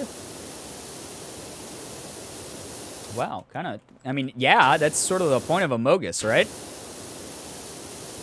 You eject a crewmate or eject an imposter. That's kind of the point. Or you are the imposter and you kill Amogus people. Give him a pee-pee. No. Guys, I tried to prevent this. I didn't want to alter this art anymore. I wanted this to be my original artist depiction. Time to imposter the Amogus. Amogus guy can dab? Amogus guy, Fortnite dancing. But specifically the default dancing. Or flossing. Color in the backpack and face thing and see. Let me do this first. We're getting close here, and it's... He might just disappear. He might Thanos away. Amogus floss. That would be a sick animated emote. Amogus floss. Man, I go into a streamer's chat, and they all are spamming a flossing Amogus emote. Whoa, I'm there for life, dude. Russian roulette with a power wash. Except I kind of know where the bullet is. I guess in Russian roulette, you only got 6 choices. It's a pretty high probability. So you kind of already know it's near. That was fucked up. Why did I make that joke? That was fucked up. Oh, I didn't invent Russian roulette. Whatever. People who play that are way more fucked up. That line work looking clean. Frostbite pee-pee? Wait, what? Guys, if it has a pee-pee, that means it's outside his spacesuit. It will freeze and spin. Oh, God, Jesus. Yeah, I don't know why I'm worrying about what I'm saying. Chat regularly says something 1,000 times worse than me in every stream. I'm the unproblematic one. All right, sure. You said color in the backpack. And the face thing? Face thing would, like, make a lot of sense, right? Like, there's, like, a little, like, gleam thing. Freeze dry? No, I'm not reading these.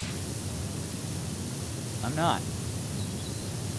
I don't want to know about the variations of pee-pee. It's seriously not necessary to my life. If other people enjoy them, I'm so proud of them. Good for you! You know? But...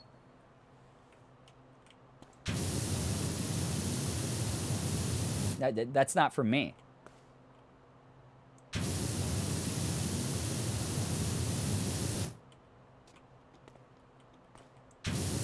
Oh my God, guys, we're getting kind of close here. Won't lie. All right. All right, there's the amogus visor with a little bit of a sheen on it, I guess. A little bit of a sheen. Sheen from Jimmy Neutron Sheen. There are too many instances where I think of something funny and just can't send them in chat. I usually just say it to Laver Sky. Oh, God. I can only imagine. Alright, I guess we can call her in this backpack. Say goodbye to your beloved crewmate. It was me. The imposter the whole time. Okay, he's alive. The fuck? I thought there was enough votes for this guy. What the hell? Matt, take care. Thank you very, very much for hanging out with us. I am unhinged. Mood. I'm slightly more hinged here. There's a game of chocolate Russian roulette where it's chocolate bullets and one of them has a pepper. And you spin a little wheel to figure out which one you eat, and it's called Bite the Bullet. That's kind of morbid, but also genius. You vented, I saw it. You got it? Okay. There you go, chat. I did it for you. Give Among Us high socks.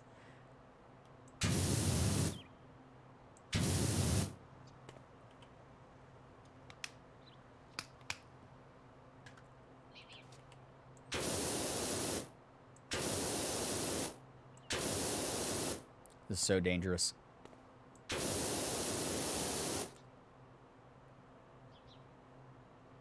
Much less morbid than the original version, yes. True.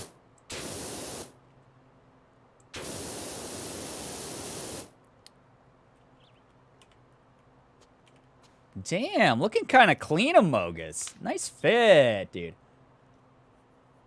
Sick fit, dude. From sussy to sussy? Oh my God. Alright, chat. All your screenshots, get them in. Give it boobs redacted. Hey, what's up, Kyle? Welcome to the stream. Get your screenshots in now, because I'm about to do it. Suspenders. Oh, okay. You've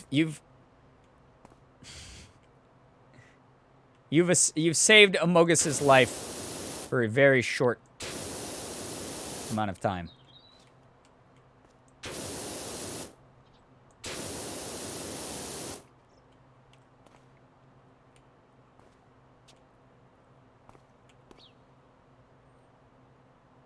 Redacted. It's a weird way to spell Shira. Shira doxing themselves. Nice spendies, dude. Love these spendies. Sick spendies. Sick fit, dude. There's the Amogus fit, dude. The cavalry's here. I just want to hear Justin see that Ibaka. Have a moment. Thank you, Chronic. Now he's wearing garters? Yeah, I guess they kind of are, because he didn't have pants. He just had the thigh highs on. Barso, Smexy, I glomp the among. No, Jesus God, why? You've just unlocked like 15 tiers of like horrible repressed memory from like MySpace and like Tumblr. Ooh, what's this? Glomps you.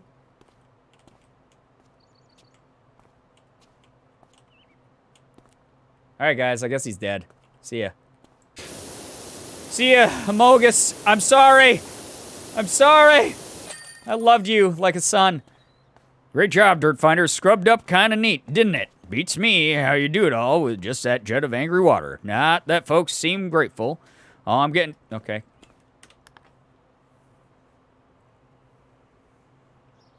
LOL, so random, XD. Shaking and crying right now. Another one. We lost another one. I like that in the frame by frame, though. We did get to see amogus being the last thing there.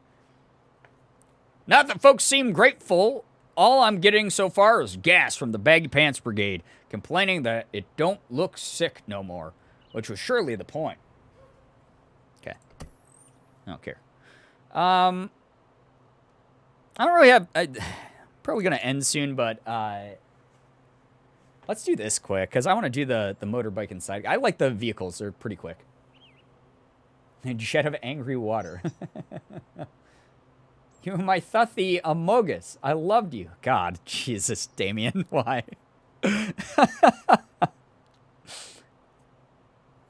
Sue Berry says, you may have seen the pics of my hubby and I becoming the first sidecar to complete the 24-hour Great Plains Challenge.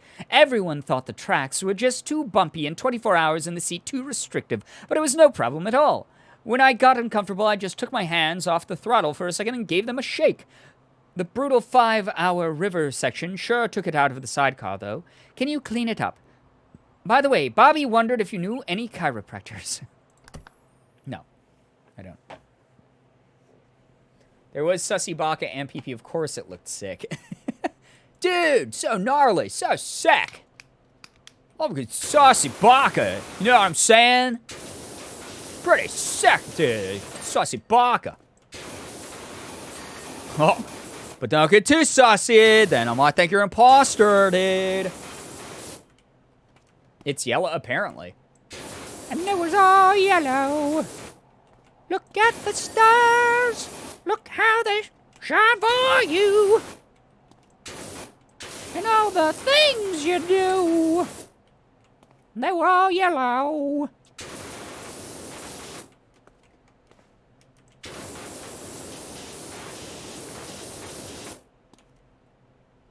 Coldplay memories coming through strong. Did people forget about Coldplay? Is that the implication there? I thought they were like one of those bands that were so iconic, like people never will forget them. You're like so good at singing. Thank you. That's my real singing voice, Sky. all the other singing you've ever heard me do on this channel, fake AF, fake news. That was my real singing voice. That's the one that that you normally don't get to hear unless you're a tier 3 sub.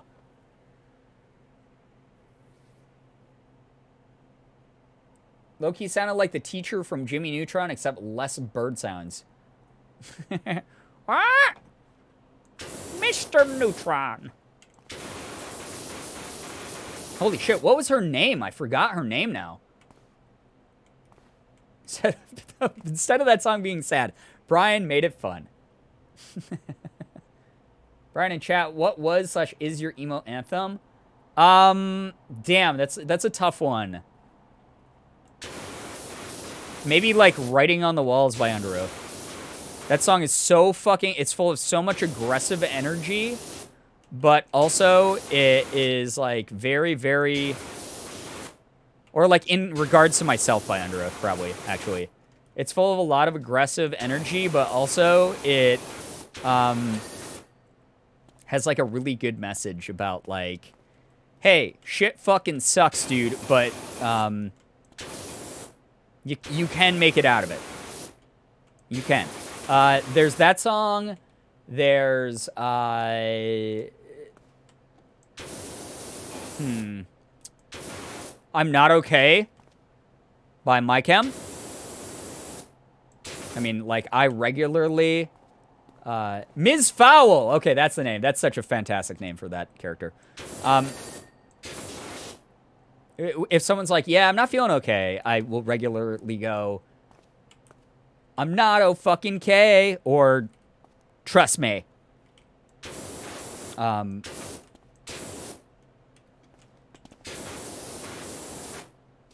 What else? There's a lot.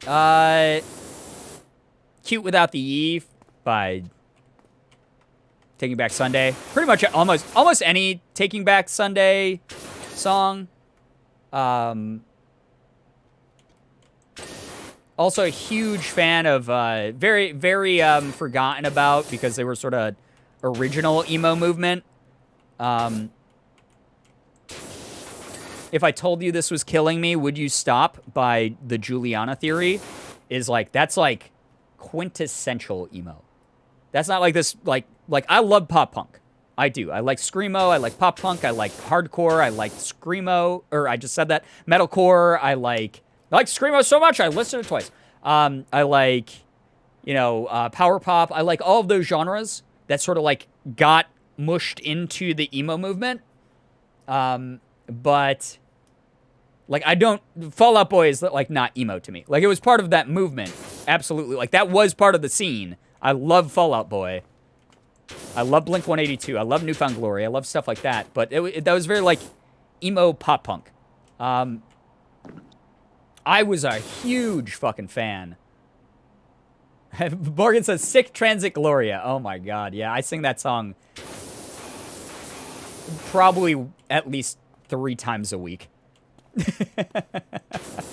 I sing that song so much. I sing that song in the shower. I sing that song when I'm just like zoning out and shit. But like Juliana Theory, The Promise Ring, early Dashboard Confessional when it was just like Chris and his guitar.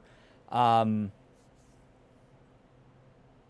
that stuff was like super. Get Up Kids. Get Up Kids are one of my favorite bands of all time. The song Mass Pike and the song Valentine by Get Up Kids, especially Valentine. Man, if you want to hear someone's heart break while they're singing a song and hear how much strain and weird, like just out of tune, awful, like just raw vocals, like during like a classic emo band song, like Valentine by the Get Up Kids is one of my go-tos.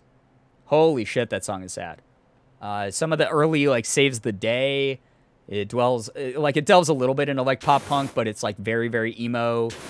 Taking Back Sunday again is like they were one of the like pioneers of emo rock.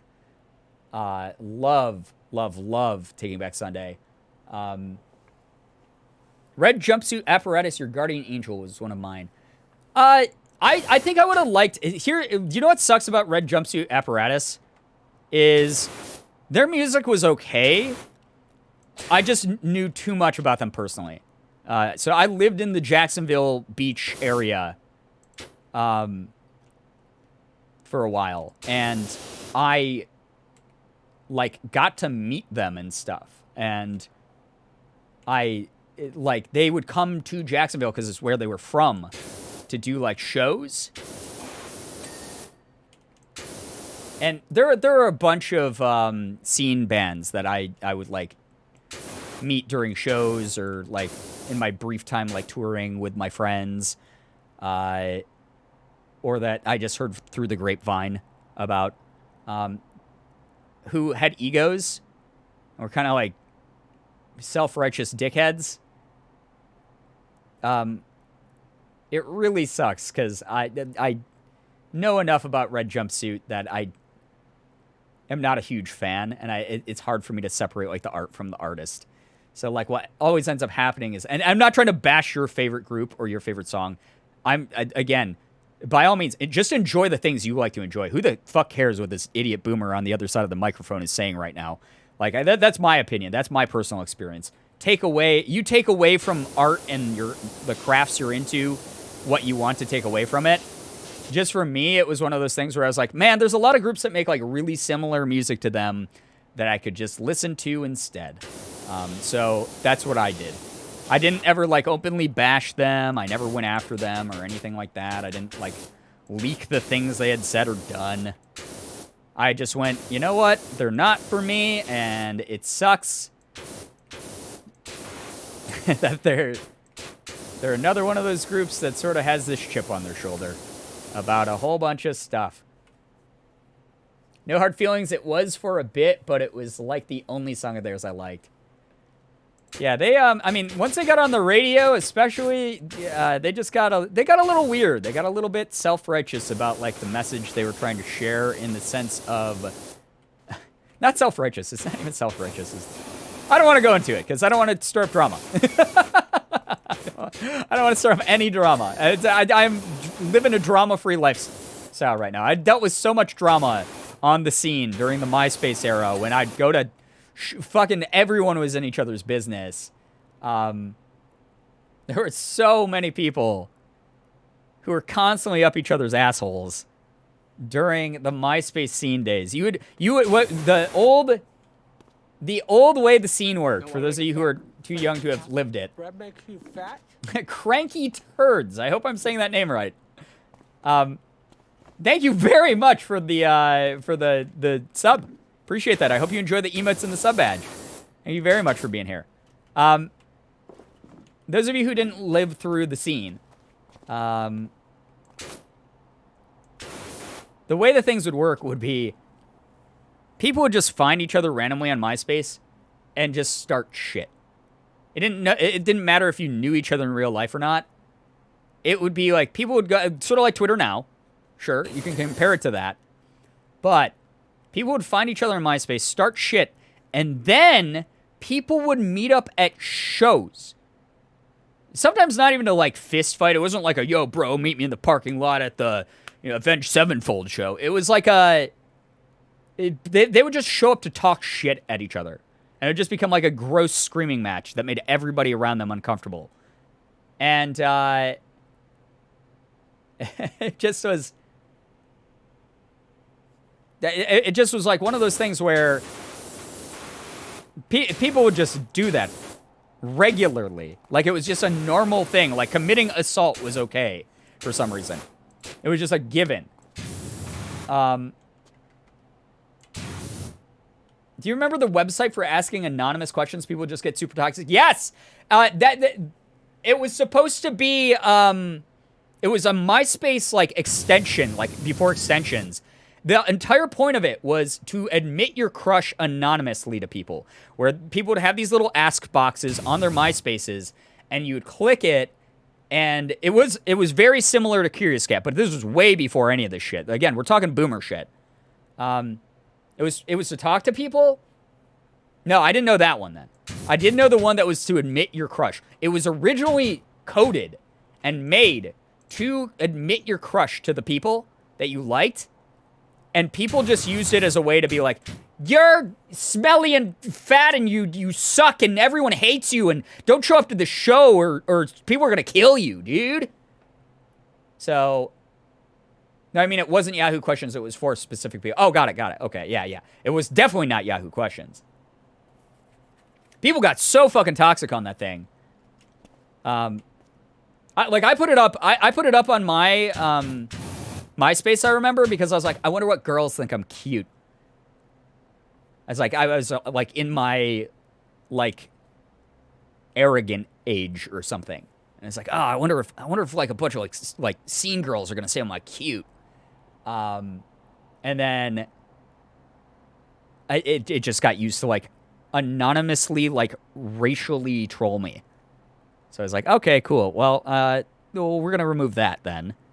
And that was also a weird given on the scene, was to just be racist as fuck all the time. People would just do that, and it was everywhere, and it was terrible, and I hated it. That's something that Jordan and I have actually bonded over a lot recently, D-Tune. He shared a bunch of stories on his streams about being a part of the scene as a BIPOC person, and They were peasants and you're dating a fucking queen. Yeah. That's true. You're 100% right about that. I won the fucking lotto with Morgan. Morgan is amazing. Such an incredible person to have in my life. But Jordan and I have swapped a couple stories about ugly shit that has happened to us while we were part of the scene. While we would tour around. Like, even when we were the acts that people came to see. Like, it was just a weird fucking time, dude. It was a weird thing. It was a microcosm that will never exist again. And it never should exist again. But while it was the only, like, form of entertainment that I felt, like, validated by as a person who's really into making music and listening to music and making friends through the music scene, it was a great time in certain aspects of it. Like the energy of a live performance was incredible. The music was great. The actual people who belonged to the scene, pretty much across the board, kind of fucking sucked.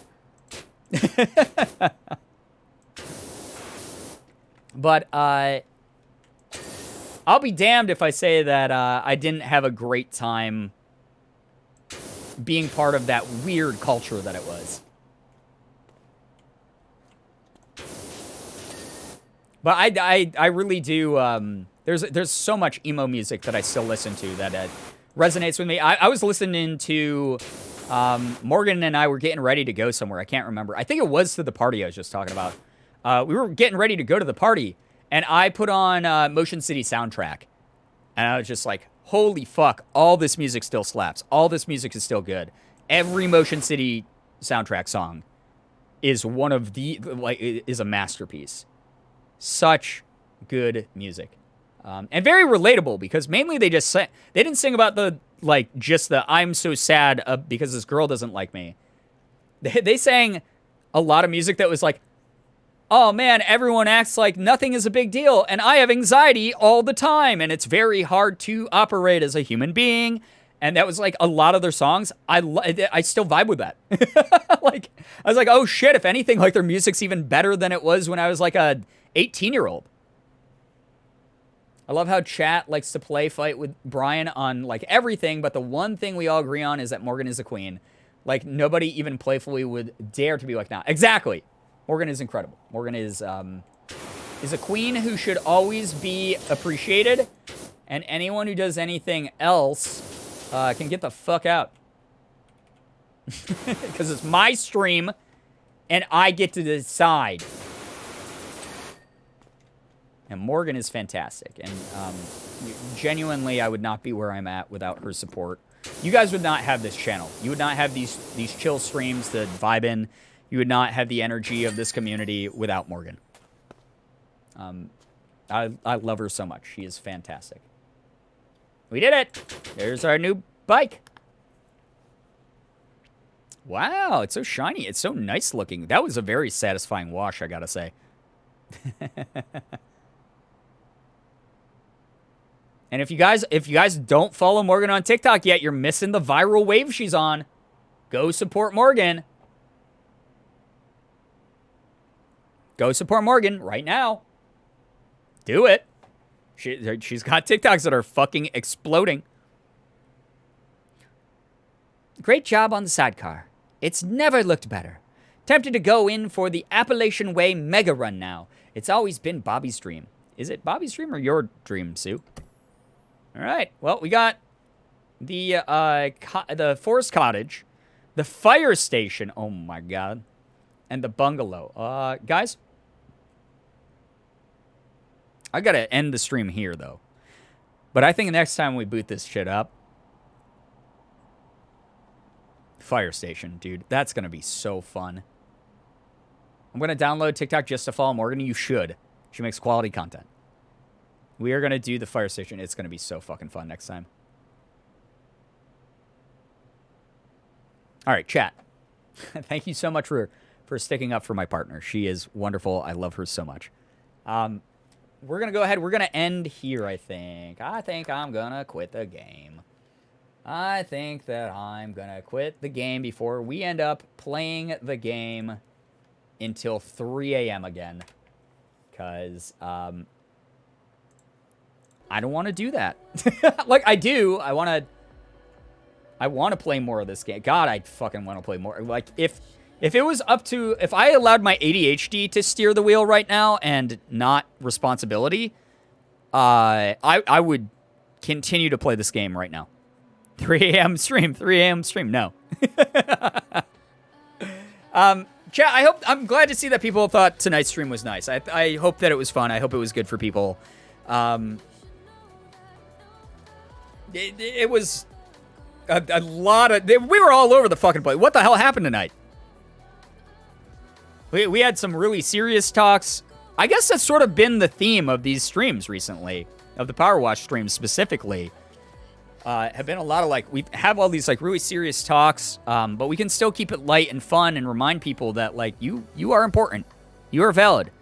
You are crafting your own world around you and doing great things by doing so.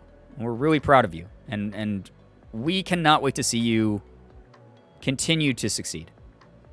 This was a great, well-rounded stream. I like that description of it. Well-rounded, yeah. We had some goofy-ass moments, but there was definitely a lot of just, like, vibing, some good energy. I know I needed it after today.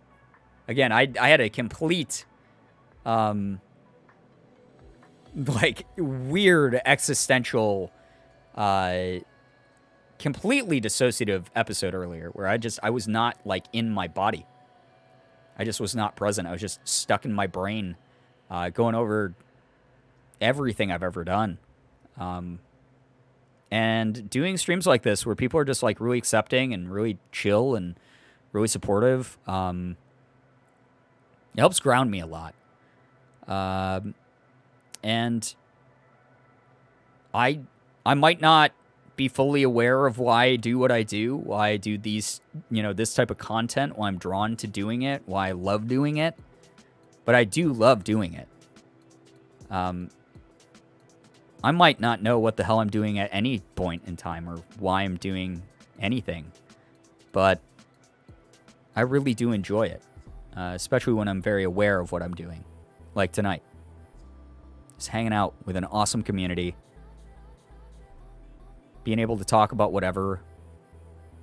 Being able to play a game that's, like, really fun for me. Yes, and yes, hug the mods, guys. Support the mods. The mods are so awesome. They're so great. They keep this community so safe, so chill, so fun, and comfortable for everyone. Like, thank you so much, mods. You're amazing, beautiful people, and I appreciate you a ton. Thank you for being here tonight. But yeah, we're gonna keep it going as long as we can. I have no idea. Like, sometimes I feel like I'm on a flight, like on a plane, like I'm up in the air and nothing that is around me seems that real because I'm in this small, specific microcosm of life, this small moment that is very contextual. Like, I'm a full-time streamer. That's so contextual. That's a weird thing that doesn't exist outside the boundaries of being a content creator online. To me, that's like riding an airplane. And I have no idea when that plane's going to land. I have no clue at all. I don't know if my destination's close or if it's years down the line. I'm stuck on a plane for years. Oh my God, that sounds like a nightmare. They better have lots of peanuts to give me and tons and tons. Actually, no, I love those kind bars that they have. They have those granola bars now. What am I talking about? This is ADHD.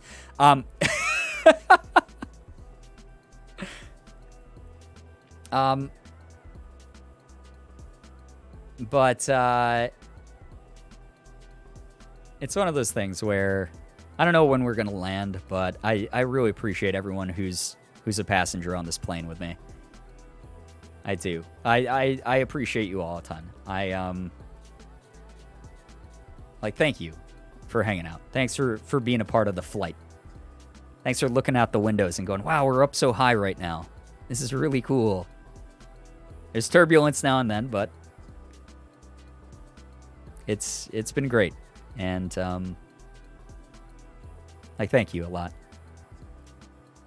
We're enjoying our flight. I hope the in-flight entertainment's good. Brian, the only way we're landing is if we crash. Does that imply I have to be like super problematic? Then that's the crash. I guess it kind of does, right? Have you tried the frozen kind bars? Basically non-dairy ice cream granola bar. Oh my god, that sounds amazing. I actually haven't even seen those, but I really need to now. I like that. The flight is the best I've ever been on. I'm so glad. We don't have many choices for movies, but the ones that we got, I think, are pretty good. So, anyway, enough with the cheesy metaphors.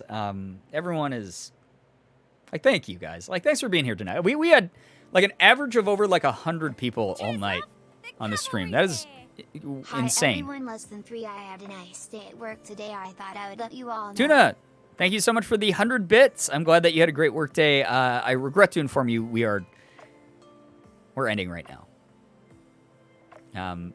Thank you very, very much for hanging out. Pretty good at in-flight conversation and entertainment. This flight is so magical, the Diet Coke doesn't take several minutes to pour. Yeah, the drink cart doesn't get to you, and you have a stewardess go, yeah, I'm so sorry, we're out of coffee. Is decaf okay? And you go, no, it's 6 in the morning, and I'm 10,000 feet in the air. Why? Sometimes, though, I have had really nice flight attendants who will just give me, like, the whole, like, can of orange juice or can of, like, soda because I ask for it nicely. I'll be like, hey, I'm a little bit thirsty tonight or today. Can I have, like, the whole can of ginger ale? I'll be like, yeah, of course. And it's so nice. I like when they do that. Anyway, chat.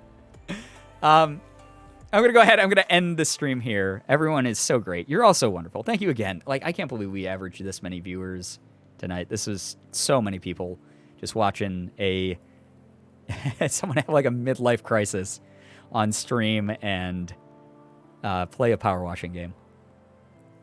It's really nice. Thank you. Anyway, chat, you can't see it. I am doing heart hands right now. So feel free to add your own into the chat. But thank you so much for all the follows, the bits, the subs, the resubs, the gifted subs, the donations. Everything keeps this stream going. This past week has been unreal with the amount of support that's been coming through. Thank you so much. Like, thank you so very much for being here, for support, for conversation. Even when I veer off the plot, you know, when I start talking about something that might be a little bit heavy, you guys are so respectful and it's so great at adding your own takes. I appreciate that. Thank you so much for listening and hanging out. If you're someone who lurked again, I saw those lurkers earlier in the stream. You're great. We appreciate you a ton. You've added your time to this community. But I hope you all have an absolutely wonderful morning, afternoon, evening, night, whatever it may be for you. You guys are the best in the world. Love every single one of you so very much. I really, really do. Finger hearts as usual. And as always, it's great seeing you. See you in the next one, guys. Bye-bye.